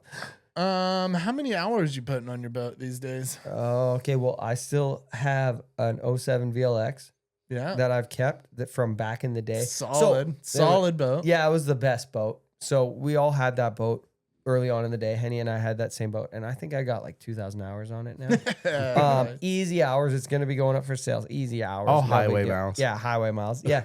No, but I probably got like 2K on that thing, and it's still pretty good. Yeah. Candace and I rebuilt it. We did the heads on it. Like, it was pretty fun. I love Do you want to go on a date and rebuild that motor? If you got teed up by your parents that were hunting partners, you can definitely rebuild a motor. It's pretty together. sweet. So You it's can fine. rebuild a motor yeah. with your wife and still And not not get get a divorce. Not get hit by a wrench. Yeah. Yeah. So yeah, it's awesome. That boat's classic, timeless. That's good. He wants to know your first sponsor besides mom and dad. First sponsor is probably Jeff's parents and family at Nautic. Like they had Nautic distributors. Yeah, I remember Jeff's Nautic. mom and dad. They had that place, and it was like they were the Liquid Force distributors for Canada, and they did a handful of other stuff. And they worked me a deal where they were paying me to ride for Liquid Force in Canada, and they were paying me like a couple $100 up front, and I think the US was kicking in, but that was my foot in the door. It was all from Jeff. Jeff's sister too, Christy. Yeah, Like Christy, she did a lot of and work Jeff getting that did in. a lot and they to did grow so much. the sport in Canada. Yeah, because McKinley was coming down here. McKinley kind of took that same road, right? Like Liquid Force in Canada had so many sick riders that were like our core scene, and then they all kind of were starting to trickle down here, right? What's McKinley up to these days? Have you I don't even know. heard? I don't know what he's up to. I know he was driving a Coca-Cola truck, driving a rig around for a long time. McKinley had such an original style. He Yep. was a really great. He did. He never got he got to pro, but like never was like traveling around and doing the tour like a lot. But he was like a great Grom, and then he even rode like he was in Relentless and had like a lot of good. He had a good insane cover. That cover The was cover wild. from Powell was sick, but McKinley was a great rider and a really good person. Do you think that's because he's riding your board though? Probably? Yeah, that's what I I'm a think, little too. biased to people that would ride my product. Do you remember seeing McMorris at some of the events back in the day? Okay, so Mark McMorris. there's very few people And that Craig. have Canadian national titles. I think I have like 35 or something like that because nobody else shows up, right? But Mark won it one year. He's like a Canadian national wake skate champ. Yeah, he won it. And him and Craig would rip all the time. Like Mark was so good at wakeboarding and wake skating, skateboarding, everything. I've seen footage of them. Yeah, and I dude, was they like, were damn. so good. And Craig too. Like, Craig ripped wake skating. They were all so good. Dude, in Canada, I don't know what it is, but like at the Olympics this year, like Cam Spalding was a crazy good wakeboarder. He still is. He like is competing for Canada in the Olympics. Like Liam Brearley was a crazy good wakeboarder. He got hurt going into it, but those kids ripped. Which one? And now, Liam is Dude, they're insane. He got hurt coming into the Olympics, but all of these guys, like we were saying before, like the Canadians want to get after it. When it's summertime, it's summertime. When it's winter, it's winter. Those guys on the East Coast and those guys like in like where Mark and Craig are from, they don't joke around, dude. Yeah.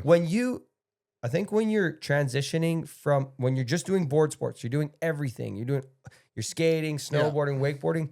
You're so creative in how you want to ride the board because you're having so much input from so many different directions. You're absorbing it, and you never stop. There's not that never long. stop. You're absorbing snow, then you're doing 100%. wake skating, then you're doing that. Then it seems like you just Was it one of those guys that cheated in curling?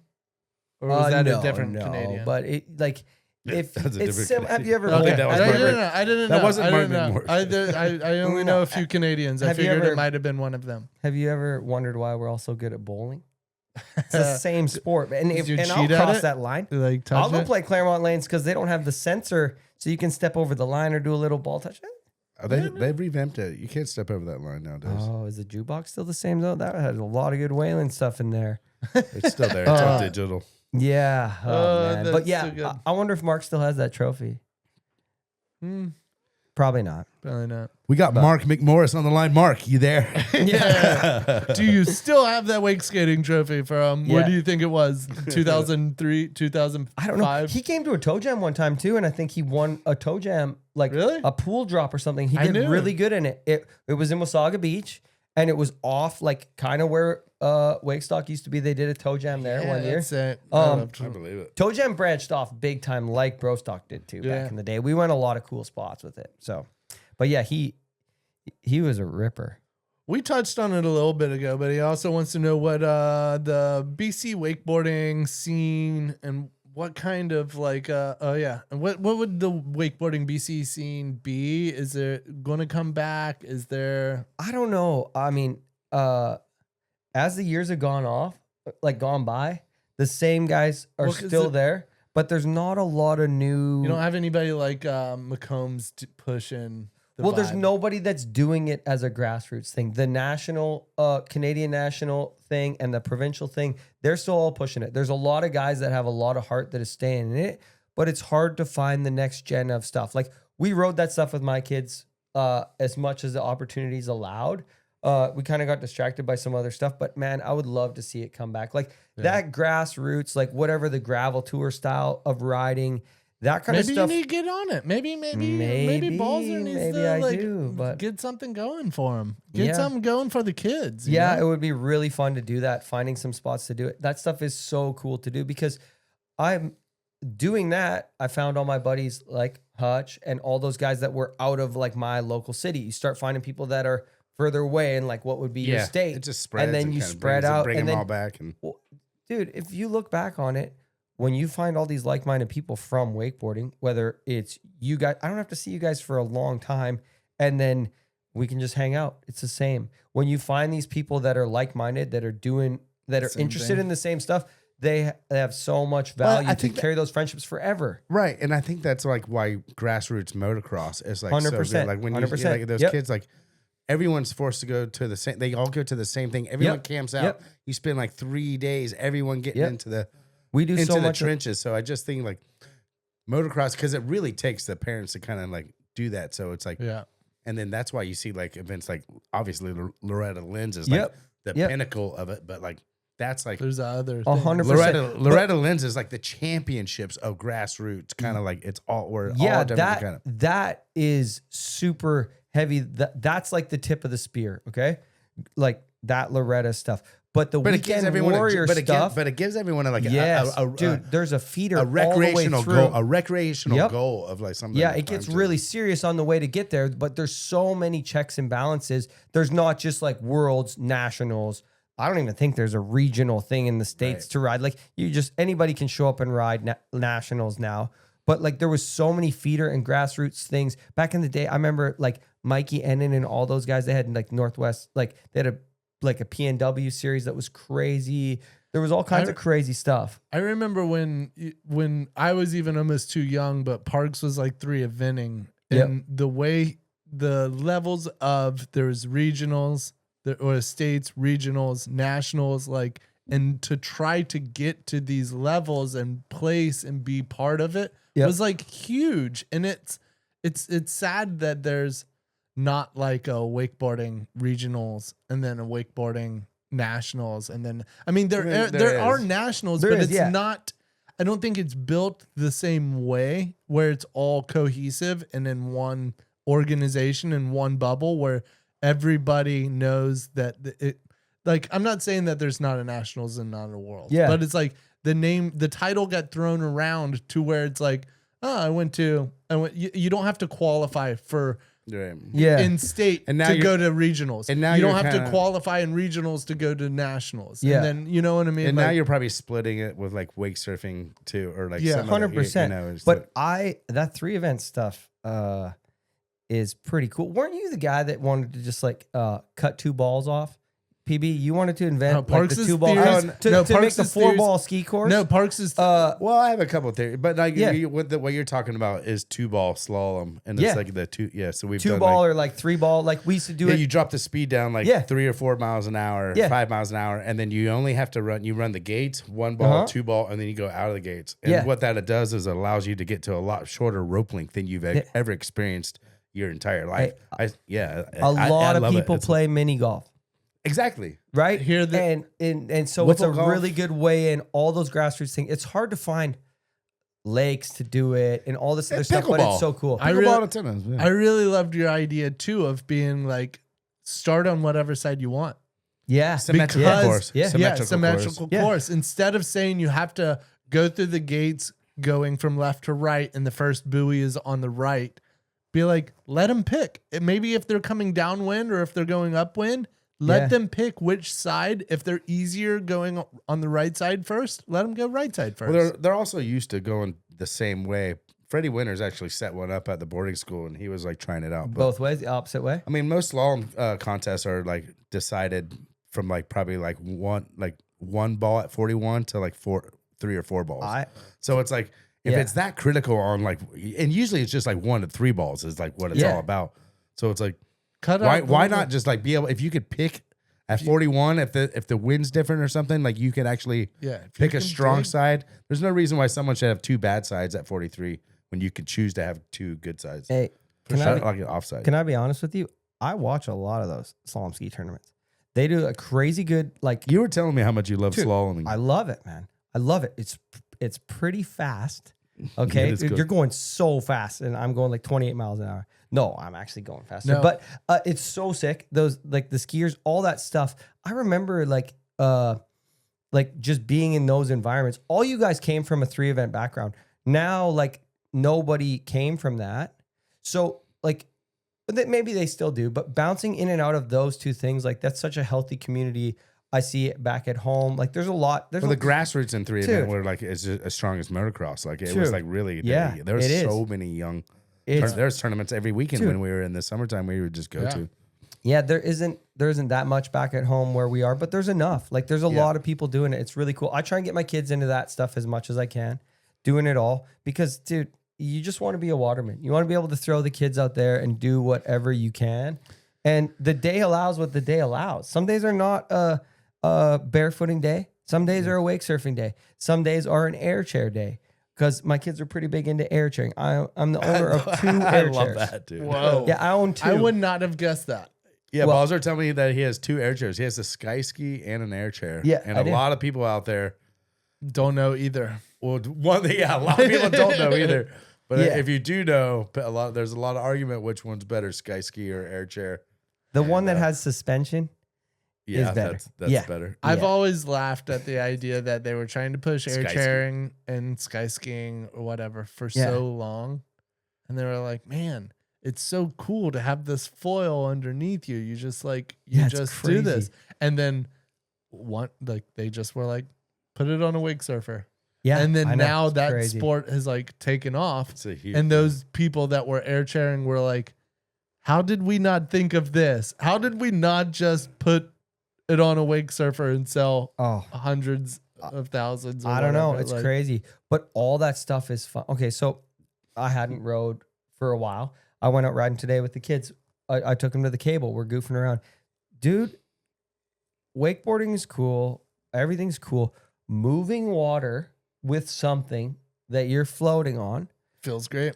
Dude, skimming. there's nothing cooler. Doesn't matter how you Then- do it. Shoe skis, discs, wakeboards, wake skates, air chairs. Dude, they've been It doing feels it. fun. They've been doing it since the Bible. Like walking on water It's is the sick. Bible. It's the most fun you can have. Like just Moses, being able the to- original water mover. Yeah, he's the original model. Yeah. Yeah, he was getting rid of it, but Jesus was walking He on walked it. And on that's it. so Jesus sick. walked on it, but it was like, it's not like he was, I mean, I guess it was the original footer. Yeah, he was. He was the original footer. But at what speed? Not nearly as fast as PB Tell did Dick that one Pope time. Jr. that, dude. Yeah, Tell Dick Pope Jr. That's that good. shit. yeah. He wasn't going that fast. No, that's Nice, good. Shane. Good question. Those too. were Love good. that. Hey, thank you, Jim Hutchin. Yeah, he's a James though. I call him a James. He's a James. Yeah. I've just actually always known him as Hutch. Yeah, he's always He's a been Hutch. He's a Hutch. Yeah, but he is a But Jim. I love it. He's a big supporter of the podcast. Loves some Hutch. He's Yeah, always Love it, chiming Hutch. in. Thanks for the question. Really Yeah. appreciate that. Yeah, bro. buddy. We get some insight on old Balzer McGee. You. What do we got? What do we got from Rusty? I'm Yeah, excited I'm kind for of- this one. Yep. Let's You boys hit him ready with, for this one? hit him All with right. a little We Rusty. got a little audio recording from Rusty Malinowski. What's up, boys? So excited for Balzer to be on the pod. Basically, just ask Balzer about anything to do with white lightning, and he'll have hours of hilarious stories for you guys. Can't wait to hear this. Have fun. Boom. Shout out Rusty. That was so Rusty. I love Rusty's Just little. nonchalant. When you're coming down here from Canada, you have a level of like you can get away with a lot more stuff than an Australian can. You can get away with a lot more stuff than anybody from Europe because you technically, like, I live 10 minutes from the border. I'm in and out of the States all the time. Like, I can just get home whenever I want really quick. I can come and go. So I came down here, I bought a truck. And I took this truck. One day I just needed to get a car. I had a car back in the day that when I lived on Frederica, I was leaving. The Aussies were coming. I had this Ford Explorer. I just gave it to Dean and Scotty Broom. Those guys drove it. I don't know where that one went. It worked great. So then I'm going to do it again. I bought a pickup truck and we named it White Lightning from the George Jones song. And anyways, this truck was so sick. We had a jump right here down the road from your place, Claremont Bridge going over by Henny's house there. There was a 6 spot we could jump the road every day. We were jumping that truck daily. Well, they changed that bridge too. It used to be steeper. Yeah. Probably because of White Lightning. We used to Probably punt that because of thing. White Lightning. We used to jump that thing all the time. Then there was a spot out at Rusty's. We jumped it. I think Kilgus has it in one of his videos back in the day. We jumped it. Dude, we did a lot of crazy stuff in that truck. And that truck, that truck, was White Lightning. that was White Lightning. And that truck went out in a blaze of glory. I was just talking to Reed about it the other day. We were on our way to some wakeboard contest that was happening in Orlando. We're driving from Claremont. I'm driving. Candace and I are driving to this event. Reed's right in behind me. We're late. I blow my transmission. Reed's like, all of a sudden, there's just oil all over the front of his windshield of his truck. He doesn't know what he's doing. Like, what's going on? It's Turns the just- windshield. oh, it's just geez. oil all over the back of the truck. I call him. I'm like, Reed, Something's up. I think I just blew my transmission. I need you to help me out. Like, no hesitation at all. I'm just idling off the freeway. He just bumps something behind me, picks me up, Never and stop. just bumped me. Just bumped me, just hard pushed me all the way. Just all the way off the turnpike. We parked it, jumped in, and made it. But that truck lived a beautiful life. If you were in town, you were at Rusty's house, the keys were in it, that truck just, it was the You could the just best take truck it ever. whenever you wanted. White Lightning was amazing. It jumped, it flew really good. Is it a That's pickup truck? amazing. Yeah, it was a pickup truck. Yeah, it flew really good, that truck. Yeah. Yeah, it was a You don't beauty. hear that a lot about trucks, that No. they fly well. A lot of people aren't Flying. looking for that information. Yeah. But Put that on the Carfax. Fly's great. yeah, flies great. I almost sold it for what I paid for it too. It was a beauty. I had a big native warrior on the back window. I remember the Remember native that? wire. Yeah, it was a beautiful thing. Yeah, that was Yeah. a good stick job. Yeah, that was a classic truck. That truck lasted a long time. I don't think I ever insured it. I had expired tags on it. It just went. Like, if you just, it was so much paperwork for the cops to deal with when they pulled me over. They were like, "What are you doing? Just go home." Well, there's They also see your something to license, say. they- Yeah. There's something to say about a Canadian when you pull them over. If you're not, you're Canadian, so you're actually being as nice as possible. Yeah, So yeah. the cops are like, well, I can't be a dick right now and just like Yeah. write them all these tickets. It's like, just This dude said Get sorry this, about yeah. like 15 Yeah, sorry about just that. get home safe. All right, Yeah. bud? And you're like, yeah, no problem. Hey. Yeah, it's so funny, man. So many good times. Yeah, that's good. That's Nice a- jacket. nice Yeah. jacket. Exactly. Man, that thing was pretty classic. We had some fun in that. Rusty and I had some really good times in that truck. I love it. I Yep. love it. White Lightning. Yep. That thing was beautiful. I might buy another one. Just leave it here. Just leave it just for anybody. Rentals that are needs it. expensive. Yeah. I had a lot of good rentals over the When you over the coming years, back? but I don't know. It I should don't be know. soon. Pretty You know, soon. we got The to kids do really part like 2 it. of this. Yeah, the kids really like it. I'll come back again. All right, fair enough. I like it. What do we got up next? Should we do it? Show a White Lightning trailer? Yes. Please do. Please do. All right. What do let's see here. I know you can freestyle this. We'll muscle through it. One man buys a truck, lends it to all his friends, jumps every bridge in the 352. This summer, Balzer and all of his riff-raff Claremont crew coming. White Lightning. That's good. That was good. Right? That It's was pretty amazing. good. It's amazing how he Yeah. can freestyle a trailer That like is this. so I good. really I'm gonna love watch it. that That movie. That was probably one of the better ones. I'm gonna Oh, watch man. that movie. That's a great Yeah, it's a movie. great movie. I can even see it in my head right now. And just the truck. I think the biggest jump we did, we put helmets on like that was gonna help. That's good. Oh my goodness, that's so funny. That was fun. That was Yeah. fun. Well, we got. Should we do a little? I got a picture right here. Do you wanna preference this Yeah, picture? bring it up. All Let's right. check it out. Bring it up on screen. Oh yeah, that was a really good Oh. time. Apple F. Yeah. Boom. Look at this thing. Dude. Yeah, that was Walk us through that was a this. lot going on there. Okay, the plane on the far left is my buddy Rory Bushfield, Bushy Wayne. He's probably done. I mean, PB.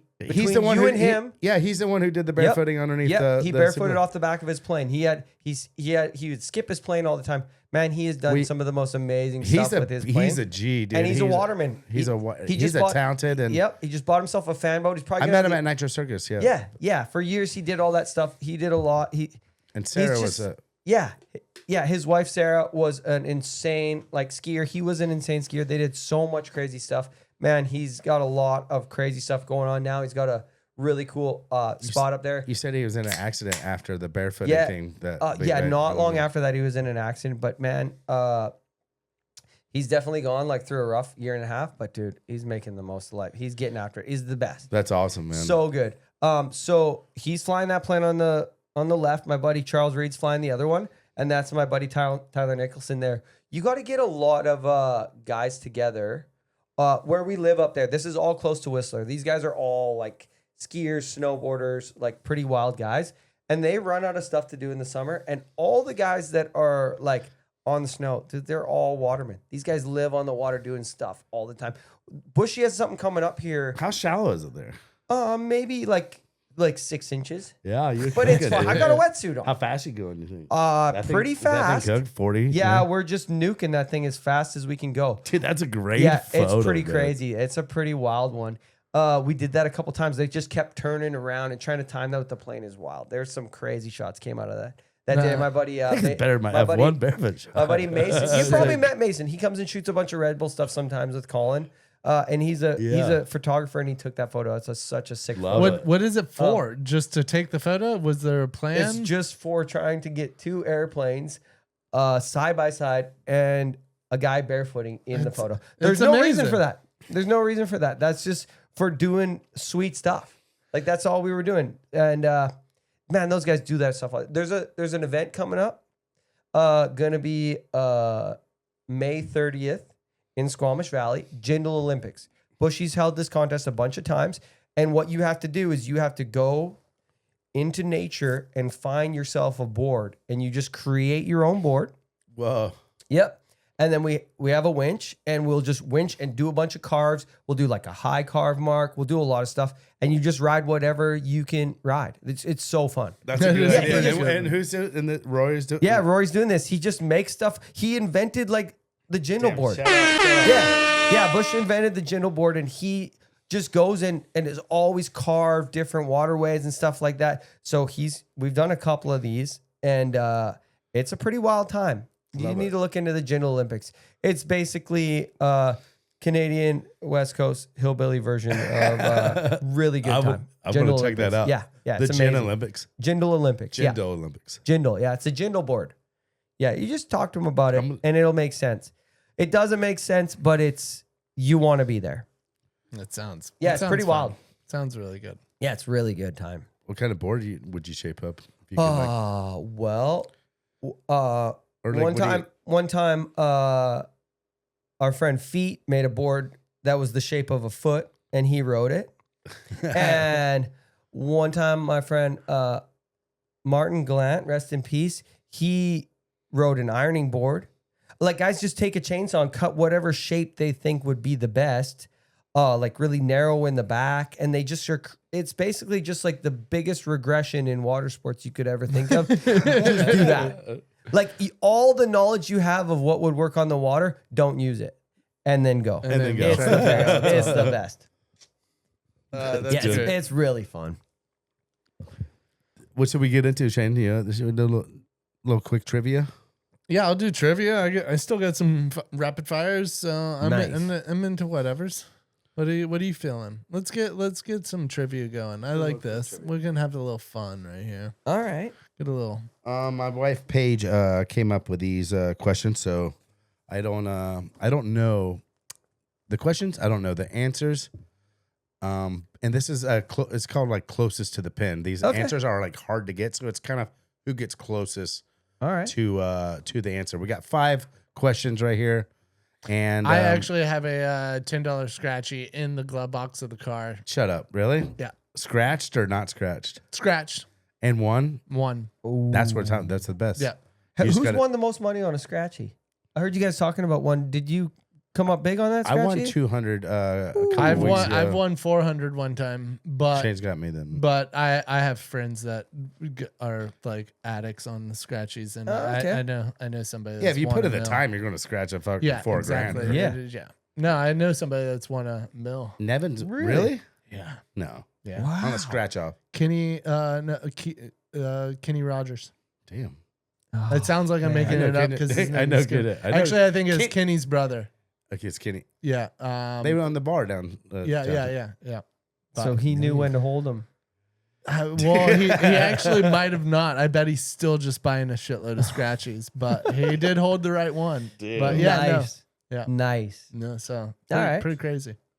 All right. Well, here we go. So this one's for a $10 scratchy. Yeah, you there's can, a lot you on the can line either right you now. can either take the cash or you can, go to the gas push it. station, get cash, or you put it in another one. you Push can buy it. it and get Let another the kiddo ticket. scratch it. Yeah, we'll scratch it. Yeah, We'll scratch show it. 'em- I know Introduce you them will. to some gambling. All right. Oh, they know about gambling, unfortunately. All right, question number 1. Here we go. Shane. And I'll go first. Yeah, you go first. I'll You go don't first know on this this one. one. I never go first. Here we go. All right. What is the max record lifespan in years of a beaver in the wild? Ooh, What is the tough. max record lifespan in years of a beaver in the wild? I have no clue. This is a tough one. I don't even think I've ever asked a beaver how old he is. I'm gonna say, let's say 9 years. 9? In the wild, though, because you got to realize once they get old, they probably get eaten by something. I don't know. They all kind of credit. You're up now, Bob. All right. Okay. Well, a lot of stuff you guys might not know about me is I collect roadkill. Some of it's been hit with white lightning over the years, but I've handled a dead beaver before that I killed, and by feeling it, looking at nail length, I would assume Nailing. yeah, on their Yeah, I get nails and their tail strength and all that. You can't. That's gonna take more than 9 years. What is it? So I would think it's gonna be like 23. 23, I'm going to go 13. 13. Oh, Shane shooting the okay, gap okay. in between. Shooting the gap. All right. Well, damn. Great massive weight off the mine. What is the max record of a lifespan of a beaver in the wild in years, ladies and gentlemen? 24 years. Balls are right on the money on that one. He said 24? He said 23. Hey. Not on right on the not money. on the money, I but mean, he I is know- what- Well, technically, close. the beaver It's is close. on the money where we live. I mean, I knew it No, was a Canadian no, but the animal. thing is you get 2 points if you guess it on the head. Yeah. but So you guess Dude, that's 23, great. 24, you get the Damn. first point. Damn, that was Close nice. to Wow. a 2-point lead out Nice. of his fucking gates. Right out of the All gates, right, dude. all I right. love it. It does make sense. Now that you know about nail link, that I makes a I lot. had of some sense. insider It makes- knowledge. Yeah. I didn't bring that in But consideration. I wouldn't even be able to see a nail length of a beaver and go, that's about 23 years. Oh well, yeah, but you got to look at a lot of different roadkills to have Well, that kind of. All right, what's even crazier is on Balzer, average. you seen a lot of beavers? Yeah. I've seen a lot. Some are meaner than others. Some are definitely better than others. Yeah. I think it's crazy that that's on average, meaning that sometimes these beavers are living to be what, like 30 years old? Well, if the A one I crusty. hit was 2, then that swings the average. That the older one must have had to go to like 60 Yeah. to make up for the 2-year-old. That's what I'm saying. It's like some of these things are living pretty old. They're Yeah. crusty boys. Question number 2. Balzer, you're first to guess. What is the height in feet or meters of Niagara Falls? What do you feel? Let's go feet. You feel you're Canadian? Yeah, we can You do good feet. We can do feet. I'm gonna go 1,000 feet. 1,000. 1,000 feet Niagara Falls. Other side of the country for Balzer. Oh, Canadian side or U.S. side? It's well, I mean it's That's a right on the It's the same The borderline. thing. actual height. fall, It's the same the height. fall. I'm gonna go way low, a little bit lower. I'm gonna say 450 feet. ooh, Pretty 450 good, feet. actually. I think you're both a little high. I think I'm gonna go 250. I think it's closer in that 2 range. How are you guys counting this? I'm counting it by wakeboard rope length off a cliff. Yeah, dangling That's the how I'm- rope. that's yeah. how We're I'm- standing on Niagara Falls, Yeah. and we have 3 rope Yeah. wakeboard ropes. I'm starting at 5. dangling A lot 10 of ropes, ropes. custom 10 ropes. plus a couple. Okay. That's what I'm thinking. You're wrong though. All right. How high? What is the height of Niagara Falls in feet, ladies and gentlemen? 167 feet. What? I'll That take it seems down. really small. Wow, yeah. I think it it's just- the depth. it's- I think it's the width of it It's that's the actually volume impressive. it's the volume that's It's the impressive. width of it that's actually impressive, I mean, not the Most not the waterfalls height. aren't as wide and Yeah. kind of like always Yeah. dumping. Hey, some guy went over that thing in a barrel. In a barrel. Yeah, Yeah, we died. should have Some of 1,000 them feet. died. Some of them lived, but like a lot of people died doing it. That's Imagine, pretty wild. imagine like telling that story, like when no one did shit crazy back then. No. Like you're like, guess what? I went over the Niagara. That was the Evil Knievel era. I don't know what's Totally. crazy. That was like Yeah. Harry Houdini kind of like. Yeah. I don't know era what's kind of- crazier. Saying to somebody I went over the Niagara Falls in a barrel, or your son or daughter having to tell somebody my dad died from going over the falls of Niagara in a barrel. Like Yeah. because different people, like Yeah, some it's people true. died, That's some people true. lived, but What a stupid father you have. Yeah, you're like, what? Like your dad did that? He's like, yeah, it was bad. Man. We were that's all crazy. there. I was there at 7 years old and watched him do this. They didn't find the barrel for 8 hours. You know what I mean? Like Yeah. that's brutal. It's only then 175 feet. But then if you survive, you can go to the bar. You almost get free drinks forever. You're like, I went over. You're like, But I feel like after that, that's when people are like, we got to start trying some shit. Yeah. start- good too. 175 feet. I'm surprised Chad didn't try it. We got. We Chad, gotta- I'm surprised Chad didn't make a kicker up to the top of. Yeah, no Niagara. kidding. We got to build an airplane or something after this. Yeah, no kidding. All right, guys. Question number 2. Shane, you're first. to I'm, ask. 1-1. Balls got 1. I got 1. Shane, how many calories are in one Tim Hortons glazed Timbit? Yeah, Timbit. Okay. It's a donut hole. Okay. Oh, it's just a donut hole. Yeah. Phew, that was about to throw me off big time. Yeah. The old donut hole, glazed donut hole. I'm gonna say I'm really bad with calories, but let's say 160. The Timbit. It's the inside of the donut hole. It's not glazed. It's the inside of a donut. The donut. Yeah, donut yeah. The inside of the donut holes. Account for Probably the that's the glazing. best part. And the glazing. I'm gonna say just 1. 160 does sound good.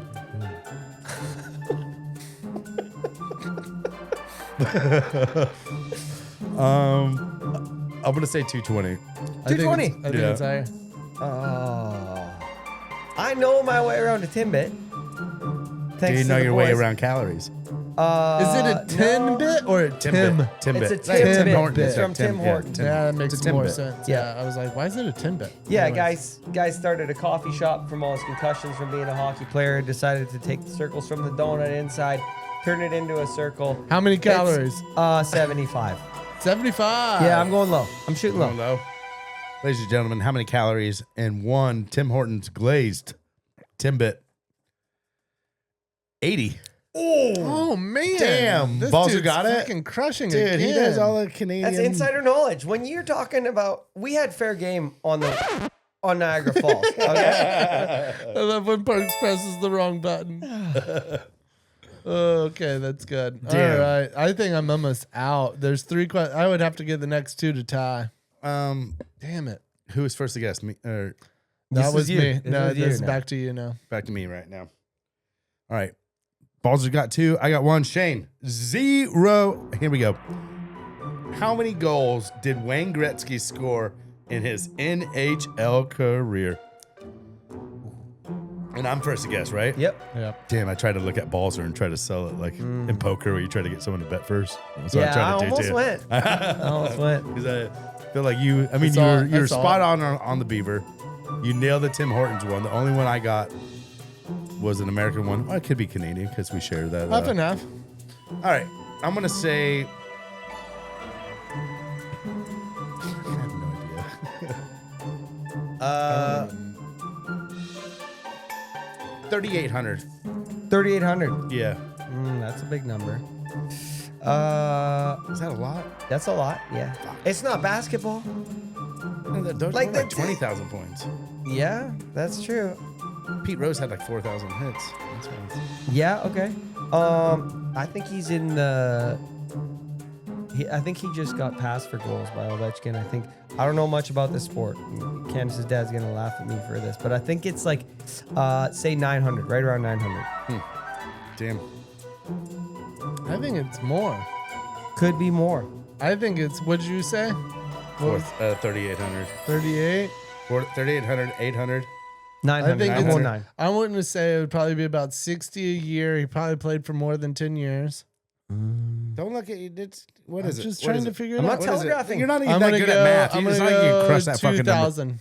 2,000, ladies and gentlemen. The answer is 894. Oh, Damn, what? Balzer. Oh my Like God. every time. That is crazy. You were off by 6.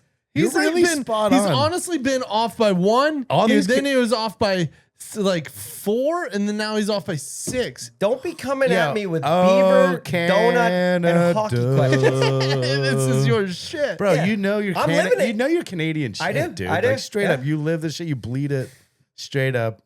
Canada. Yeah, I do. Like, I hit a beaver on the way to pick up Timbits to go watch my kids' hockey game. 1 pound. It's just, Hey, you pick up 1 24-pound beaver and an 80 calorie tidbit, and so we could just praise Wayne Gretzky for scoring 800 and. oh my goodness. I honestly, how many games does a hockey team play a year? I think in they the play season. like 82. 80. I was gonna guess. Yeah, See, it's I in was 80. guessing he would score maybe 1 or less a year. I mean, every game. I think his points is. Sounds good, I Shane. think So his 60 points overall is probably around 2,000, like what you said. Probably points because he got way more assists than goals.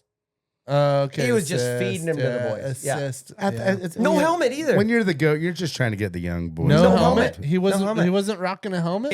It's like wakeboarding. Back then, you didn't need a helmet. Yeah, but you see his like cheek and jawline, dude. You don't want to fucking mess that up, dude. Yeah. We're Gretzky's. yeah, Let's go. yeah. He's the goat. All right, we got one more question here. These are all dude, we're kidding skunks. Okay. yeah, we're Here we go. done. I'm already cooked. How tall is the Stanley Cup in inches or centimeters? Let's go I in don't inches so we know. have some fighting chance. In Stanley Cup. inches, I would say it's about. You see them guys. Well, Canadians don't get to handle it very much. It usually goes to a U.S. team, but I would say it's about 3 feet. I would say. Yeah. So you're saying 36? 36. No, I'm saying 38 inches. 38. Yep. I'm going 32. I'm gonna go 46. Ooh, okay. Yeah, that's very. Oh, I think 46 is that. Well, it'd be nice. Right on the money would be Spick. Here Yeah. we go. How tall is the Stanley Cup in inches? 35 inches. Ooh, so we're close. You won. no, you I said won. 36. 38, he Guys, said. I've been back at home for a long time. Damn, dude. Shane, go get the scratch off right now. I didn't win nothing. That's okay. Damn. That's okay, Shane.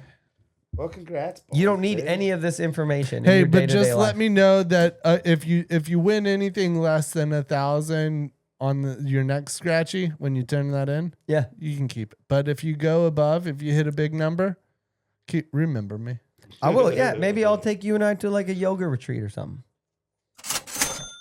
Bang. Boys. Damn. That's good. Well, hopefully. I'm sorry. I I'm know a lot impressed. about beavers, I'm impressed. Timbits, hockey. Yeah, Dude, it was it all. was like Paige really laced into Yeah, the she did, whole, yeah. and it was like you can't get more Canadian than this guy. Like Yeah. Rusty's Canadian, Yeah. Chad is Canadian, but he Balzer's more lives Canadian. it. He's there. Yeah, He drinks I the am. water. I'm Rusty, home. He's measuring the beaver yeah, fingernails. Rusty and Chad live Recently. here. Recently. He lives it. His feet are in the soil I think there's every a day. beaver skull in my house. Yeah. I believe every bit of it. Here's my shock face. Yeah. But when we had equal footing, Niagara Falls, right along the Pretty close. borderline. Pretty close. Pretty. I was way off. Pretty close. Let's take a Take little. a little quick little break and then we'll do a rapid fire.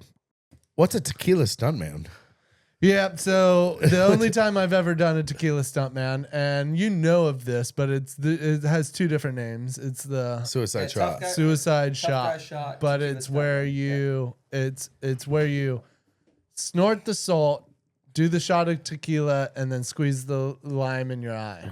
Yeah. And I remember when we were doing a Brostock one time, it got to a point where I think Balzer did it, and I was like, I can't let him outdo me right Yeah. now. And I was like, I'm doing it. I'm doing it with you. And he's like, really?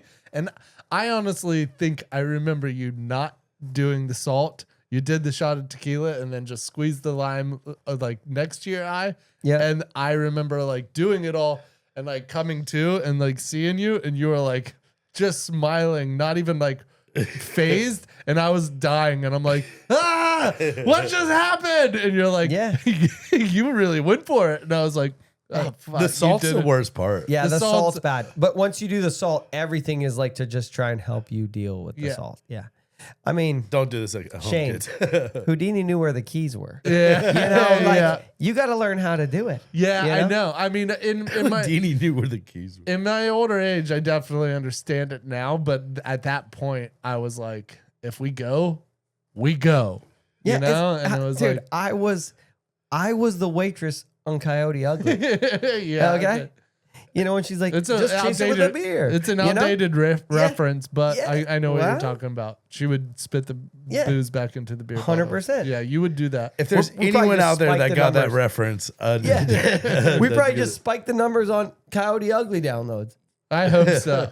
I doubt it. Nah. Not enough to notice. No, not enough to notice. Yeah. This weird bump comes out of Yeah, the Bonifay bump is strong Yeah. in certain realms, but I don't think it's globally big. We yet. put it on our pitch deck. We're like, hey, we've saw a spike in Coyote Ugly downloads on Netflix, and after That would be mentioning pretty them on their. sweet. That would be pretty sweet. Yeah. There's all these facts and like numbers that we give, and the last one is Coyote Ugly got 60 more views from Netflix. I think we can just put that in there. I don't think it's 60. Maybe. What do you think? What do you think we'd hit? What do you think we'd I hit? think upwards of 8 people gonna Eight watch people. Coyote Ugly. Hey, if But it's how- noticeable, and- then but it's that's noticeable. all the way that's, through. that's an honest 8 though too. Like I And don't think guys- you're like trying to like pad Guys, that. I'm good with estimates. We I can proved tell. that already tonight. Yeah, we can tell. We know. What were we just talking about outside on the break? We were talking about how Shane never had an Instagram. Everyone had an Instagram, and Shane Oh, was yeah, yeah. Shane was Yeah. waiting and waiting and waiting Yeah, for this so- perfect time. 100%. So Shane curated this Instagram and he was working really hard. We were at a wakestock or something like that. I had an Instagram, but I didn't post anything. Yeah. And the object was to sort of see how many followers I could get before I posted my Yeah, first photo, yeah. and then make that first photo drop and Very intentional. and go Yeah. bosh, like Yeah. hit hard. But so I What started. happened? I started my Instagram, and it was with Shane Bonifay because I knew everybody would just be tagging me in all of these photos for a while, and it Yeah. went on for like a few years. This is early Instagram, but it was with Shane Bonifay, so you could tag me and be like, "Hey, Yeah. I'm with Shane Bonifay." Because And I it- just tagged him and Yeah. he's with me now. Yeah. And That's then so So it finally drops. Like it was a premeditated, great photo. got up You're to standing there. 5,000 followers. Yeah, 5,000 followers. He's gonna drop it. And you like told everyone like there was like Shane's dropping on like Tuesday. Shane's like, gonna kinda go like, down. of next week. Kind of like All of a kinda sudden- I get it. that's when his Instagram starts. That's when it all bangs. Yeah. Party at the Key the Bala with Shane Bonifay. It's just like the at really jacked you. The but it was at so was bad, yeah. premeditated. But we forgot about How the did you at. not know about the at, Shane? You I don't just know. didn't- I don't know. That's why I either. think you didn't have an Instagram account before when you said I had one I didn't post. I don't think you because if you had one and you didn't post, I think you would have known about that ad thing. Yeah, I hadn't posted. I was just living vicariously through it. I was Just waiting for I was people to- following people Yeah. and I had followers. We got it up pretty high and I was pretty proud. And you guys sound knocked like- the at with Shane sound Bonifay, like but Trump it right still there. rolls off Hey. the tongue pretty nice. We're not talking about snappy balls. We're not talking about like Parks Bonifay. We're talking about Parks at with 3 X's too. Yeah, exactly. Yeah. I what was up 'cause with that? I had a 3X's on my name, and Yeah. for a while, Red Bull got it like lifted eventually, but I was like ghost flagged or like I don't know what they call it, but like Shadow red flag, banned. shadow banned. Yeah. because they thought it was a porn account with 3X's. Yeah, when you That's throw crazy. 3 X's on there, you're asking for something more. So yeah, you tried to search me and you couldn't find my name because I was shadow banned. Because How many followers do you think it cost you? I would have millions right now. Yeah, 100% millions. So, first post of at with Shane Bonifay. We're setting it up. We're at the Key to Bala up in Canada. Yep. It's a big monster event. And I want my first photo to be me stage diving. And we had a photographer for Monster. I Yeah. was like, you get on the stage. I'm going to stage dive. Where is this at? A shot down the key. At the Key to Bala, this sick You remember spot. the key? You've been kicked out of the key yeah. before. Old Bala. So many crazy But I people want it do that. like straight down, just all these people pass me around. I'm just rock star and like, yeah. So we're like starting to set it up. And I remember the guys kind of being like, no stage diving here.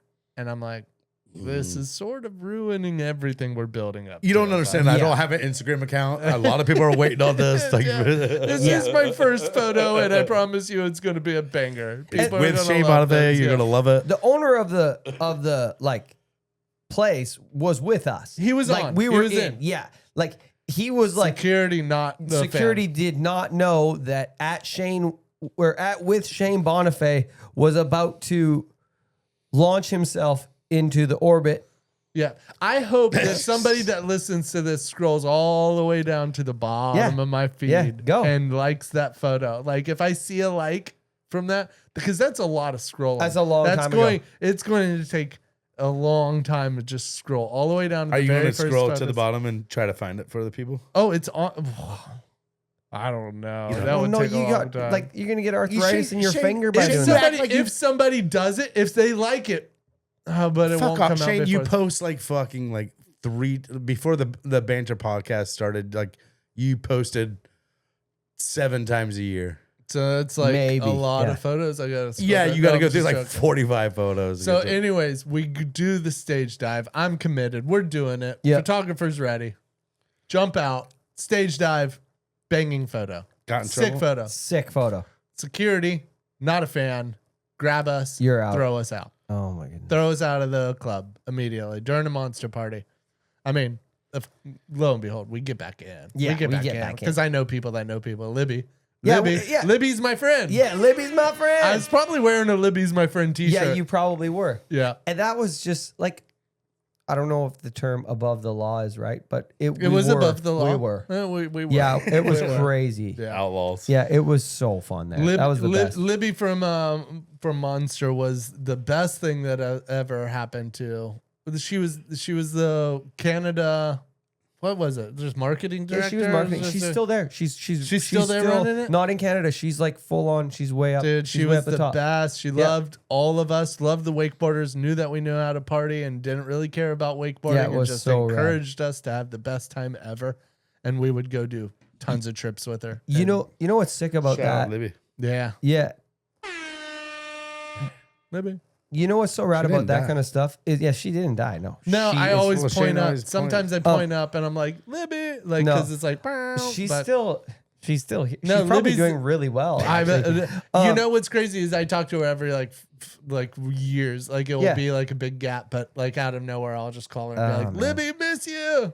So, dude, I'm so thankful for those opportunities. Like PB, you get so many of those opportunities to like cross bridges in our sport because our water sports world, throw water skiing, throw wakeboarding, everything in it, man, it's a small little pool here. Okay, we're 100%, talking about people that so many people have reference to, but because of that, I get to do that crazy photo with two guys flying airplanes that are like pro snowboarders and skiers, and you have like Mark McMorris, who is a wakeboarder. You get all of these people, but because of like a Red Bull or well, we're trying to explain to anyways, because of all those different sports, you get to cross so many of those bridges in sport, which is the sickest thing because there's so much to offer. You got to commit to be the best in your sport, or you got to just stay a weekend warrior and be 3/4 pro at all those other sports to get a chance to do them. Otherwise, you never get the chance.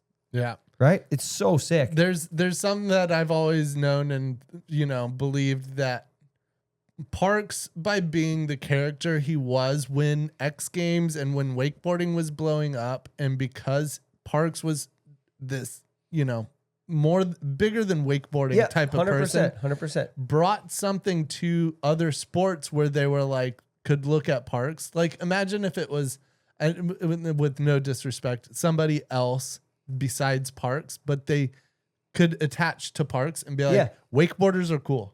100%. Wakeboarders are cool. And I remember meeting so many people just because I was a Bonifay, but other wakeboarders were taken into conversations and 100%. agreements and like being like, yeah, you guys are cool. I've met Parks before. Wakeboarding's awesome. You know what I mean? Like Parks brought wakeboarding really far when wakeboarding was already starting to grow, but because he was what he was when X Games was going, it did numbers for wakeboarding. And having those platforms where you were at like an X Games or a Wakestock, where like Wakestock specifically for us was like there was moto guys there, skate guys there, there was concerts there was all kinds. Dude, I don't think we realize how many people we saw that were like bands that are so big now that they were on the forefront of, that you're there just goofing around with these guys. You don't, like you were talking about 'Cause this is a Matt while Child and ago. all those guys the other day. Yeah, Like, yeah. I don't think we knew. Like, I mean, we did. They You met- did. No, I was listening to too We much just met country them that music. I weekend. didn't know who any of these guys I remember were. one time I was with Jimmy at X Games Swollen members, yeah. and Tommy Lee Yeah.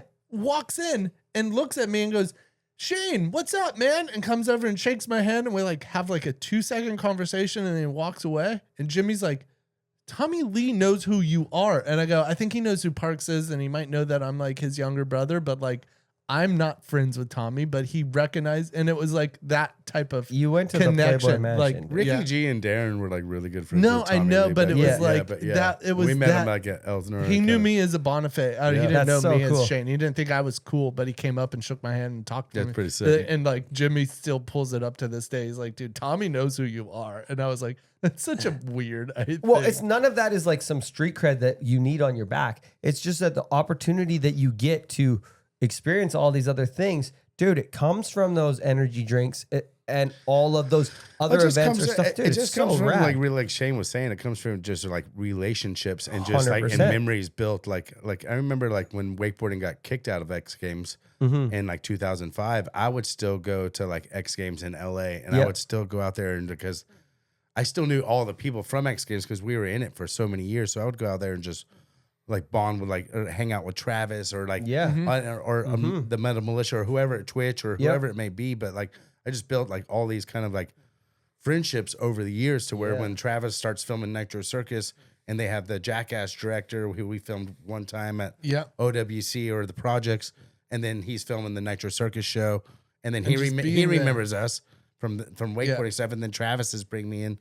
So it's like just decades of kind of just meeting people to where and you Yeah, never it's know so what kind of cool, like. dude. It's I mean, so it cool. sounds cheesy saying like networking because it's not that. It was like It was but bonding. It was It's bonding, and it was before the term fucking. That was before the term network. Like, Yeah. it was a like- thing, but that's what it is. It's just like if you go out there and you put yourself out there and you meet people and you brainstorm ideas and you create Socializing. That's the socializing. value- It's like that's the value you'd at be the end of the day. surprised on like what, and that's why I feel like so many people like nowadays to get really good at the top of your sport, you almost got to Yeah. be homeschooled. You almost got to be like a trained ninja. Yeah, and I grinding. feel like grind, and to get to that point, you almost lose the character of you, and I feel like that is so part of your career.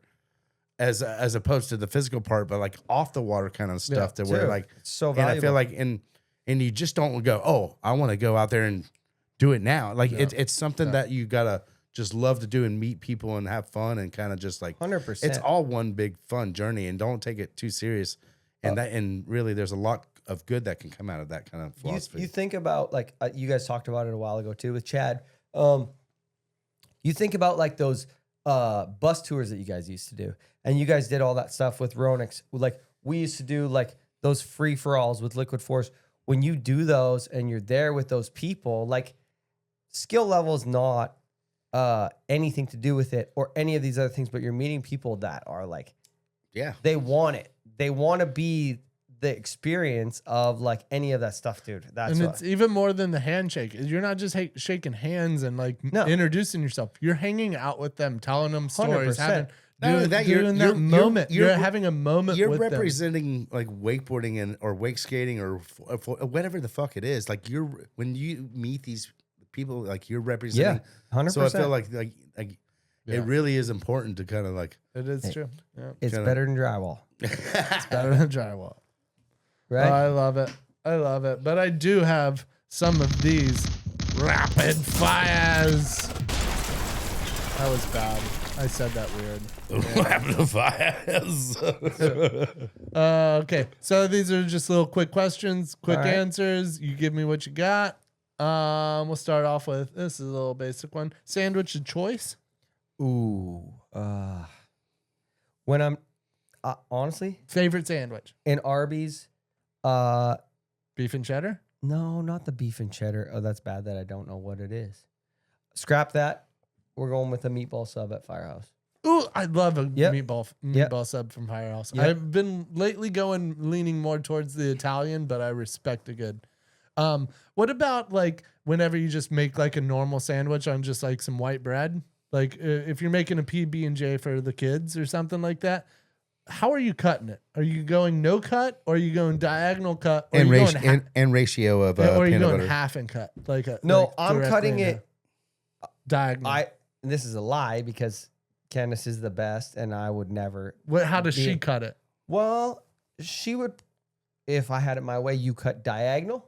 Yeah. You 45 and then you 50. Whoa. Yeah. Yeah. That's not. I'm that's, serious. Nobody does that I'm- one. So you- you have a little slice and a big slice. 50 and then you 45. Okay. So you got this little. You got an isosceles. You got an obtuse, and you Pizza got slices. you got all kinds of wild stuff. That's bold. I did not Yeah. think I was getting that answer. Yeah, 50 and 45. Shane, this is rapid fire. Fuck Yeah, your for opinion. for sure. Zombie escape plan. What's your choose you go? I'll just hit him. But you're staying at home. You're not like moving somewhere. Yeah, just I'm just find hitting you them. just punch them. Yeah, I'm gonna. I don't think you're gonna survive. Balzer, to give you a little context, Shane has a zombie apocalypse book, so he was. I he know was, the he right was, answer. He was and probably. that's the wrong answer. Shane, you can't ask questions of these. This is like Nobody they're makes answering a the question. movie about the guy who runs away. So I'm that's just gonna hit him. actually every zombie movie is them just constantly running away. They got to be close if you want to be in the movie. But with you're them. not. You can't punch them, and like that's not taking them out. You got to destroy the brain. I don't know a lot about zombies. I know about Yeah, you would Beaver's punching age. people. I know about Timbits. Shane, you need to give him your Fair- get fair him the book. Fair enough. Yeah, I know. I do. You're not going to I know. last long on. You Zombie wouldn't last survival. long. I'm done. You're like Yeah. episode 1, season 1 of Walking Dead. You're gone. Favorite rider of all time. Well, that's a tough one. Wake skaters, there's a lot of great ones. Pick your best. Pick your wake skater. George. I always loved watching George ride. George I D. love George. You got to get him on sometime. He's probably too busy cutting trees, but George, I don't know why I like it. I can't put a finger on it, but I love it. He's just loose. He's just out there doing his thing.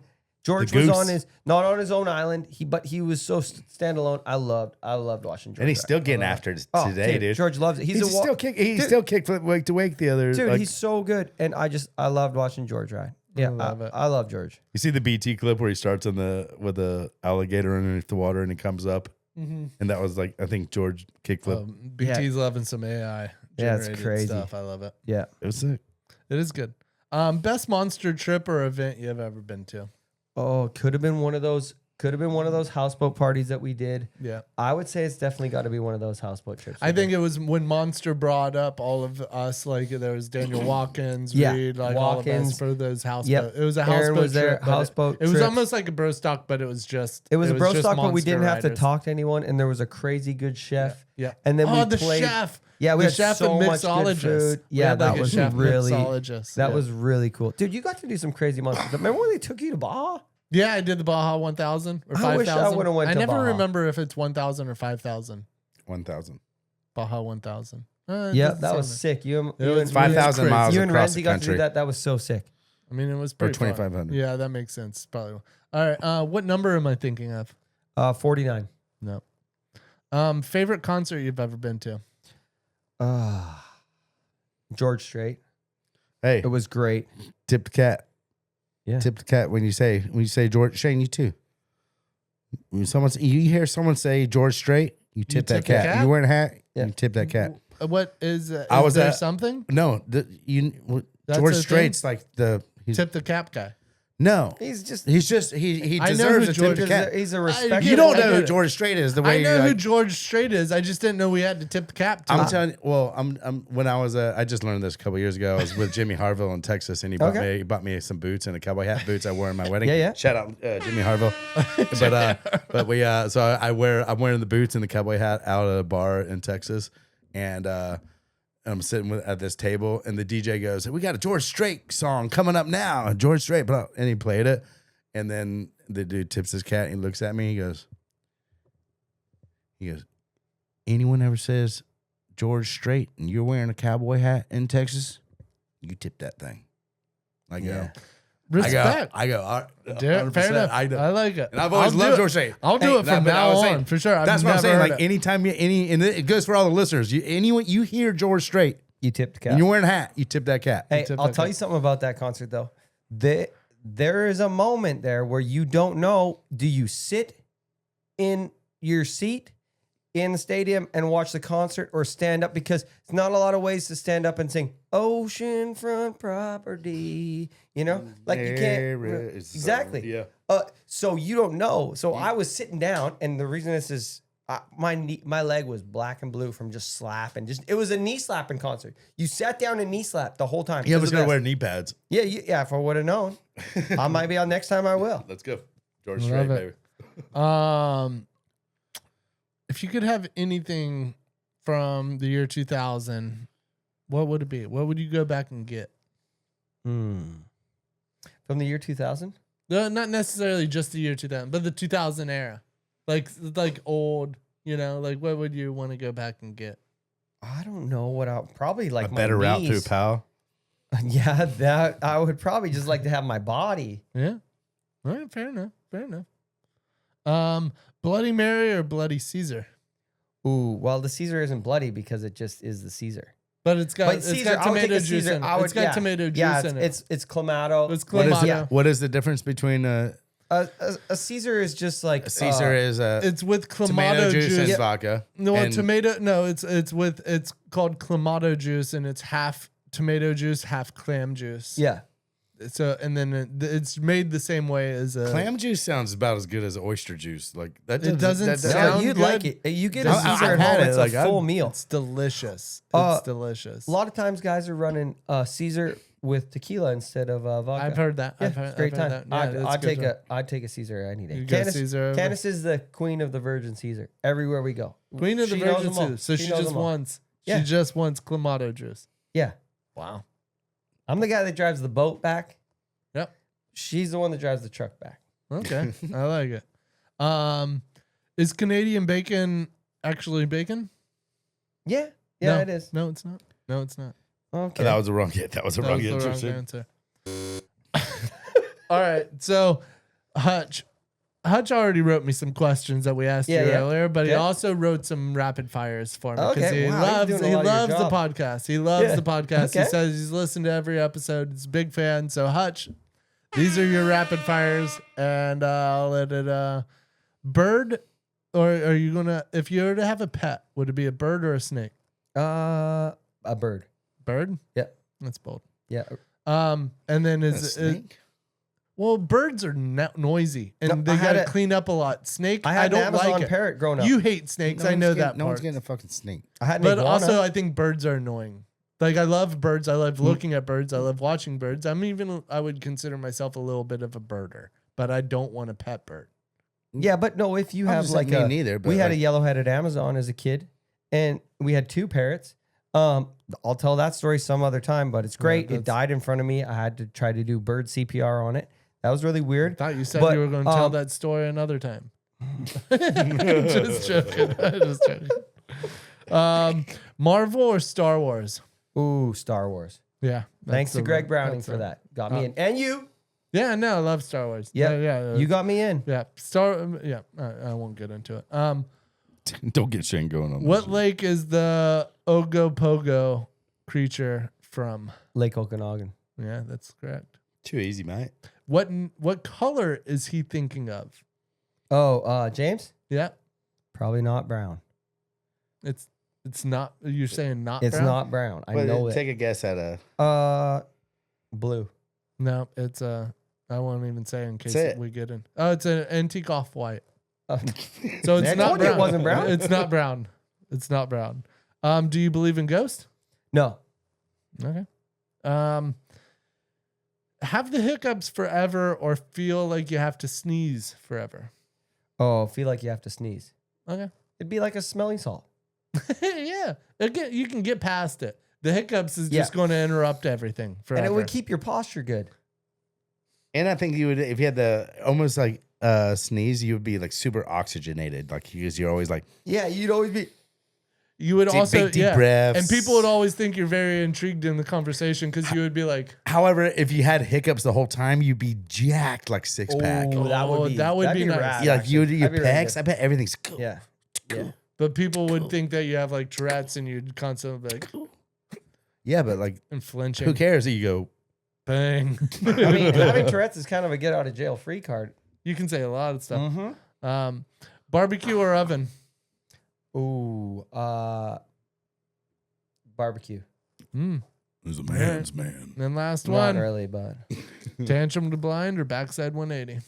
Oh, backside one. Yeah, for sure. Backside That's the one. correct answer. That's the 100% correct answer. That's a wake skate trick. I thought it was when he wrote it. I saw it. I was like, I'll ask it. But the thing is a backside 180 it's great. That's perfect. Like I don't want to ever do it. But I feel like a tantrum to blind in my like when I get older, I feel like it would still be sick to like if when you have kids. Yeah. If I do a backside 180, the kids don't think that's impressive. If I do a tantrum blind, they're like, oh, flip, Andy's landing blind. There's like some. Well, the it's almost like the tantrum blind almost like slow rolls 2 things. Like before, if you've never done a flip, like you do a flip, you do it on the first try. They see you do a flip. They're he's flipping, and then blind. It's like it's a double jump, but it's not scalable. You can do a back one on a wake skate. You can do it all but you gotta be a core lord to appreciate. Yeah, that's true. Like that's true. Yeah, that's but true. I just think a nice tantrum to blind will, it will be one that would. And I wasn't ever good at tantrum to blinds, but it is a very pretty trick. People respect it. I think people respect it more than a backside 180. Core audience loves a good backside 180, but the masses. My 1080 to be sucked. I was always a little too front flippy. In my line of work. Wake skating and drywall, backside 180, like a toe back one, has made me probably like over $500 in winnings. Toe back one was like my move for like I got covers. Toe back one was my thing. Tail grab toe back one got me so much. Reed Hansen had to learn that trick. Yeah, because I was doing it. Yeah. That was the one back one. Okay, so this would be a little fun fact. Toe back spins. Yep. I remember back in the day, I watched Greg Falzon do a toe back 5. Yep. And I was like, that is the craziest thing because nobody was even doing toe back 3s. Yeah. And I saw him do a toe back 5. Shout and out then Greg Fowler. Greg Yeah. Falzon. And immediately I went, that's my new thing. Like, I've got to learn this and got to adapt and keep going. I want to learn toe back 1s. I got to learn toe back 3s. Yeah. Toe back 5s. Lo and behold, toe back 7. Mm-hmm. Yeah. Didn't you do them flat sometimes? You do I toe do back say- 5 flat, and then you do that toe back off 7 was Well, the original toe The back Twizzler. 7 was on axis. Yeah, the I first could one do was them flat. both. You could do I them loved both. That's toe back so spins. sick. I love toe back spins so much. Yeah. And that also probably led from the Tootsie Roll, which Yeah. was a front roll toe back Uh-huh. 1. Yeah. So I love toe back spins. Who knew? I did. Yeah. I love toe back 1 is like my go-to Yeah, thing. I love it. I love it. That's the first like hard trick that my kids learned wakeboarding. You had to. That's a good one to teach, too. Yeah, you got to do it. I remember I loved there was a contest, or not a contest, but Tony Smith had a bet with people that was like, Yeah. anybody that can do a switch, toe back 180, like, Yeah, you know, that's $100. my But like switch, toe back 180, you're like, there's so many things going on here. I so don't know scary. how to make your body move like Hey, that. this And that's generation like a switch bat wing the You blind. don't know You're like, how to what? do it. Hey, but today on these boats, that's not that dangerous of a trick because you can just get punted and do it on the way down. Like, You can do it with like less rope tension. yeah, kinda back in the back, Back in the like, day, you'd get yeah, wrecked. back in the day. We haven't been saying back in the day enough, but it's true. uphill both ways, baby. Yeah, back in the day, it was a line tension game. Yeah. You know, it was. So that's why it was so hard. It's so cool though. I love that trick. It's really fun. Switch bat wing the blinds. Oh no. No. No, I don't love that trick at all. Shane, It's would you really say hard. I always said Shane. I may be biased, Yeah, because he's my brother, but I feel like Shane had the best bat wing in the game. he did. No, And Batwing to fakie was crazy. Well, Shane's bat wing, Yeah, the fake was that was sick crazy. too. But to say you have the sickest bat wing is kind of a flex because like bat wing's almost like a posing kind of trick. Yeah. Anyway, it's like a Vogue. It's a Madonna. Like It's a Madonna. You're going up and you're trying to do a basic something and trying to make it as simple but your own as you good can. shit. And that's why a George Strait tip of the cap to you on that. Yeah. Jay, but So I really got into that bat wing and bat wing to fakie because I really loved this idea of like trying to do like because most bat wings would go out the this back. way, Yeah. and I wanted to go down like Yeah, out the front. out And the front. to listeners just coming in on a toe side on wakeboarding, you kind of like throw it out the back and you kind of bank out and use the Yeah. Yeah, so the your tension back's of the rope your and you- back's and you almost grab the to the board. water. Yeah, that's the safe way to do that's it. the safe way. Yeah. But I always wanted to do it where my chest was to the water, so it'd like come Yeah. off of the wake and go down, and then you'd like Like a boom, toe-side you grip cross kinda. it up. Yeah. yeah, Yeah. you cross Yeah, it it up. was so And rad. then, yeah, there's that, and then after that, I was really into just trying to do a toe side 180 out into the flats. Those were so cool because too. nobody Those were ever so did toe cool. side 180s out in Yeah. the flats. You'd see people do big heel side 180s out in the flats, but I was like, Imagine you're if you not did a going- toe three like that. I think in Pointless, it's in Pointless you do a huge one. Maybe No, it's not. maybe it's there's- metronome. It's metronome. Metronome. Where You do I a hit the huge kicker. one. You I do that hit the back kick. three off the kicker, and then Yeah. you do that huge toe side 180 off Yeah. the kicker. Too. Yeah. Dude, I think your board back then wanted you to do that stuff. Well, And then so you were doing that. Who did the 911 first? That was you doing that. That was so sick. me. Like just looking away at it. That was so. it was Dude, that's crazy. it's the same idea of like Yeah. doing looking the wrong way, opposite, the turning more the dangerous opposite way. way. Yeah. It's like a Rayleigh, you're going chest down, but Parks was like doing Rayleighs where he's like, let's go. That's Let's when go. you probably Back down. didn't know it, but that's how you became Shane Danger Bonifay from wanting to do a batwing to fakie because it was dangerous. It was dangerous. The first piece of danger you really chipped off. I mean, we don't need to get into it too much, but the name Danger actually came from Dano when we were at Atlanta, and I was up against Murray, and Murray got knocked the fuck out. Oh yeah, I remember that. Yeah, Murray caught a heel edge on a back 5 on a KGB 5.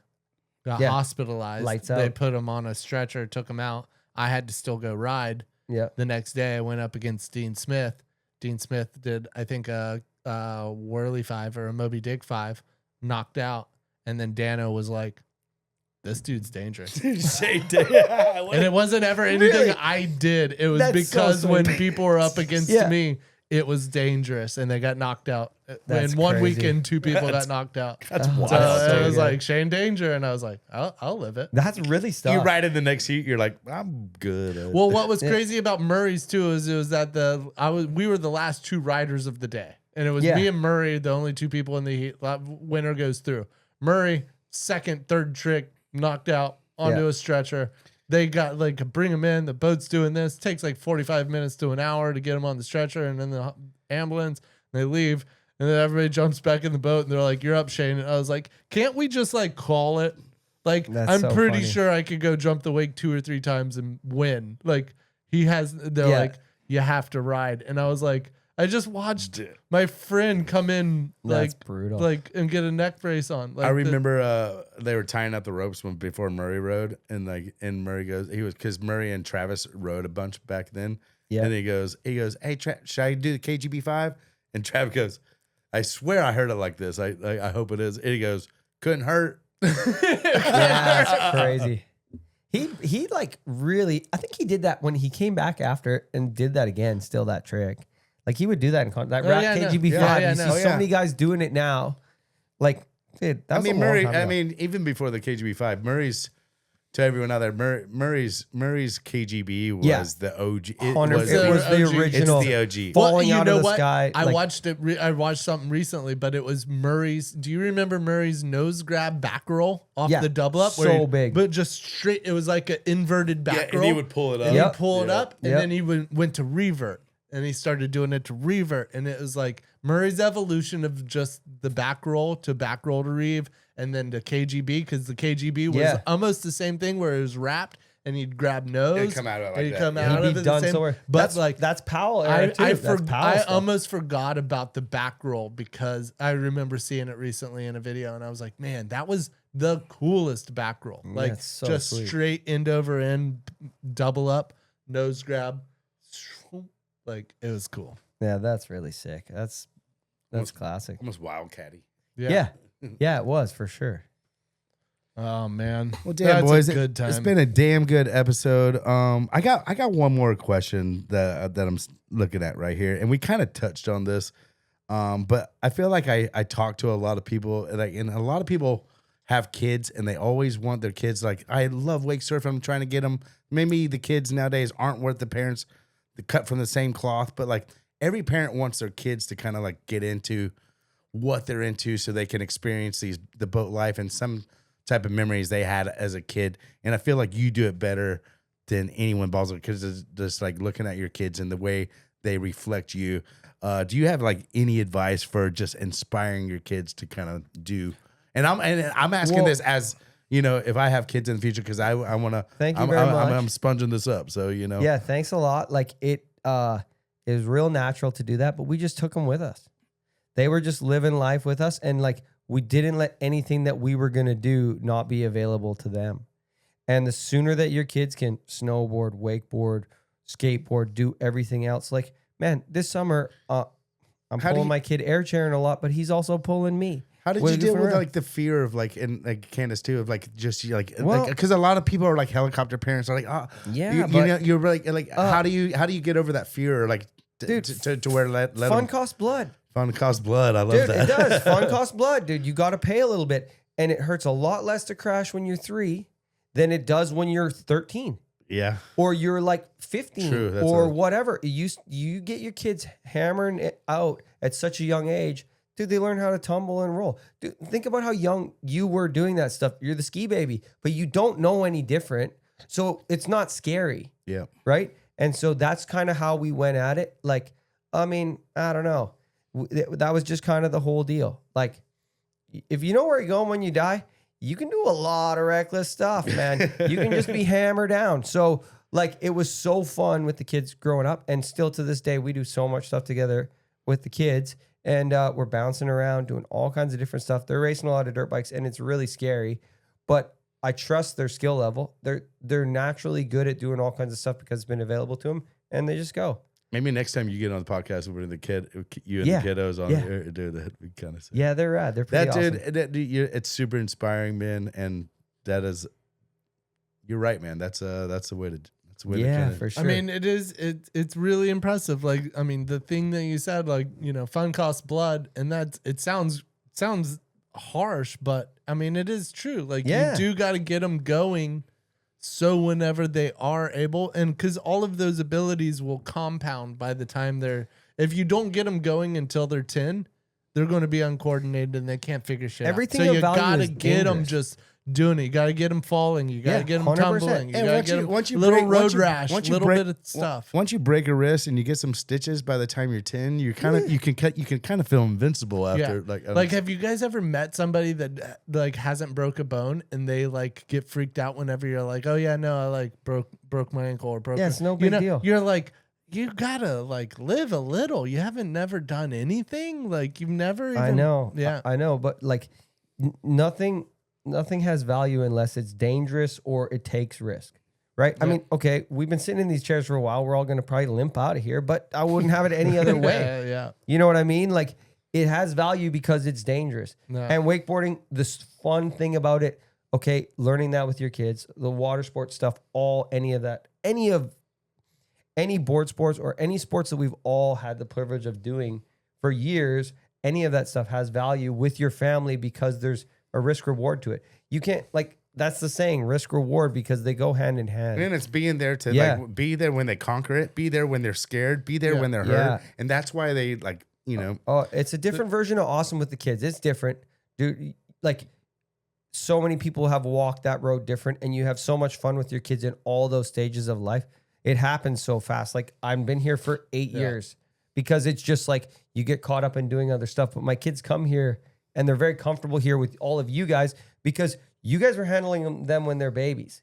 And so they don't know any different. So getting them, they don't know something's dangerous unless you tell them it's dangerous. Yeah. So probably don't tell them. Well, you can if you want, but Nah, I get scared on the idea of like let them figure out like the line of dangerous. I'm already getting Yeah. old enough and I'm not even wakeboarding enough that much these days that like whenever they come around and they are now 6, 9, 12 years old that I'm like, I can't get after it anymore. But I want to. but you There's can. nothing more than I want than to have, you know, like the 10, 12-year-old and me still be able to do a Tootsie Roll and be like, I invented dude, that shit. swivel skiing is dangerous. Swivel You know, skiing. like think about it, Yeah. like, everything all the way through. But you guys didn't know that, like all the kinds of stuff that your Yeah. whole family was doing, you just didn't know it was dangerous. yeah. Don't tell them. I mean, Don't tell them. barefoot when you're young, get smacked. Yeah. You lose a Yeah. couple good brain cells when you're younger. And Yeah. That's the way Yeah. to do it. I love it. I think it's good. Okay, boys, thank you. Balzer, Dude. yeah, That was so dude. fun. Balzer, we love you, man. And dude, thank you for coming by. Cheers, dude. Okay, cheers. Thanks, Cheers. boys. Hey, to all the listeners, thank you guys for staying in for this long. It was a long podcast, but there was a lot of good stuff there. If you Not do long enjoy enough, it. if you ask me. We'll Not bring- long enough. We'll have a I'll part come 2 back. of Balzer. I'll come back sometime. But you know, Don't let it be 8 years because right, I don't all know. right, deal. We'll see if this podcast is going 8 years. All yeah. right, guys. I love y'all. Thanks for tuning in. Subscribe if you're still listening. Yeah. And thank you for all the Patreon members. Congrats to Eddie Roberts taking down the Brostock bag, dude. Nice. It's a big one. Let's Yeah, go, that's babe. so rad. All right, guys. Thanks. Episode, what is it? 30 in the books.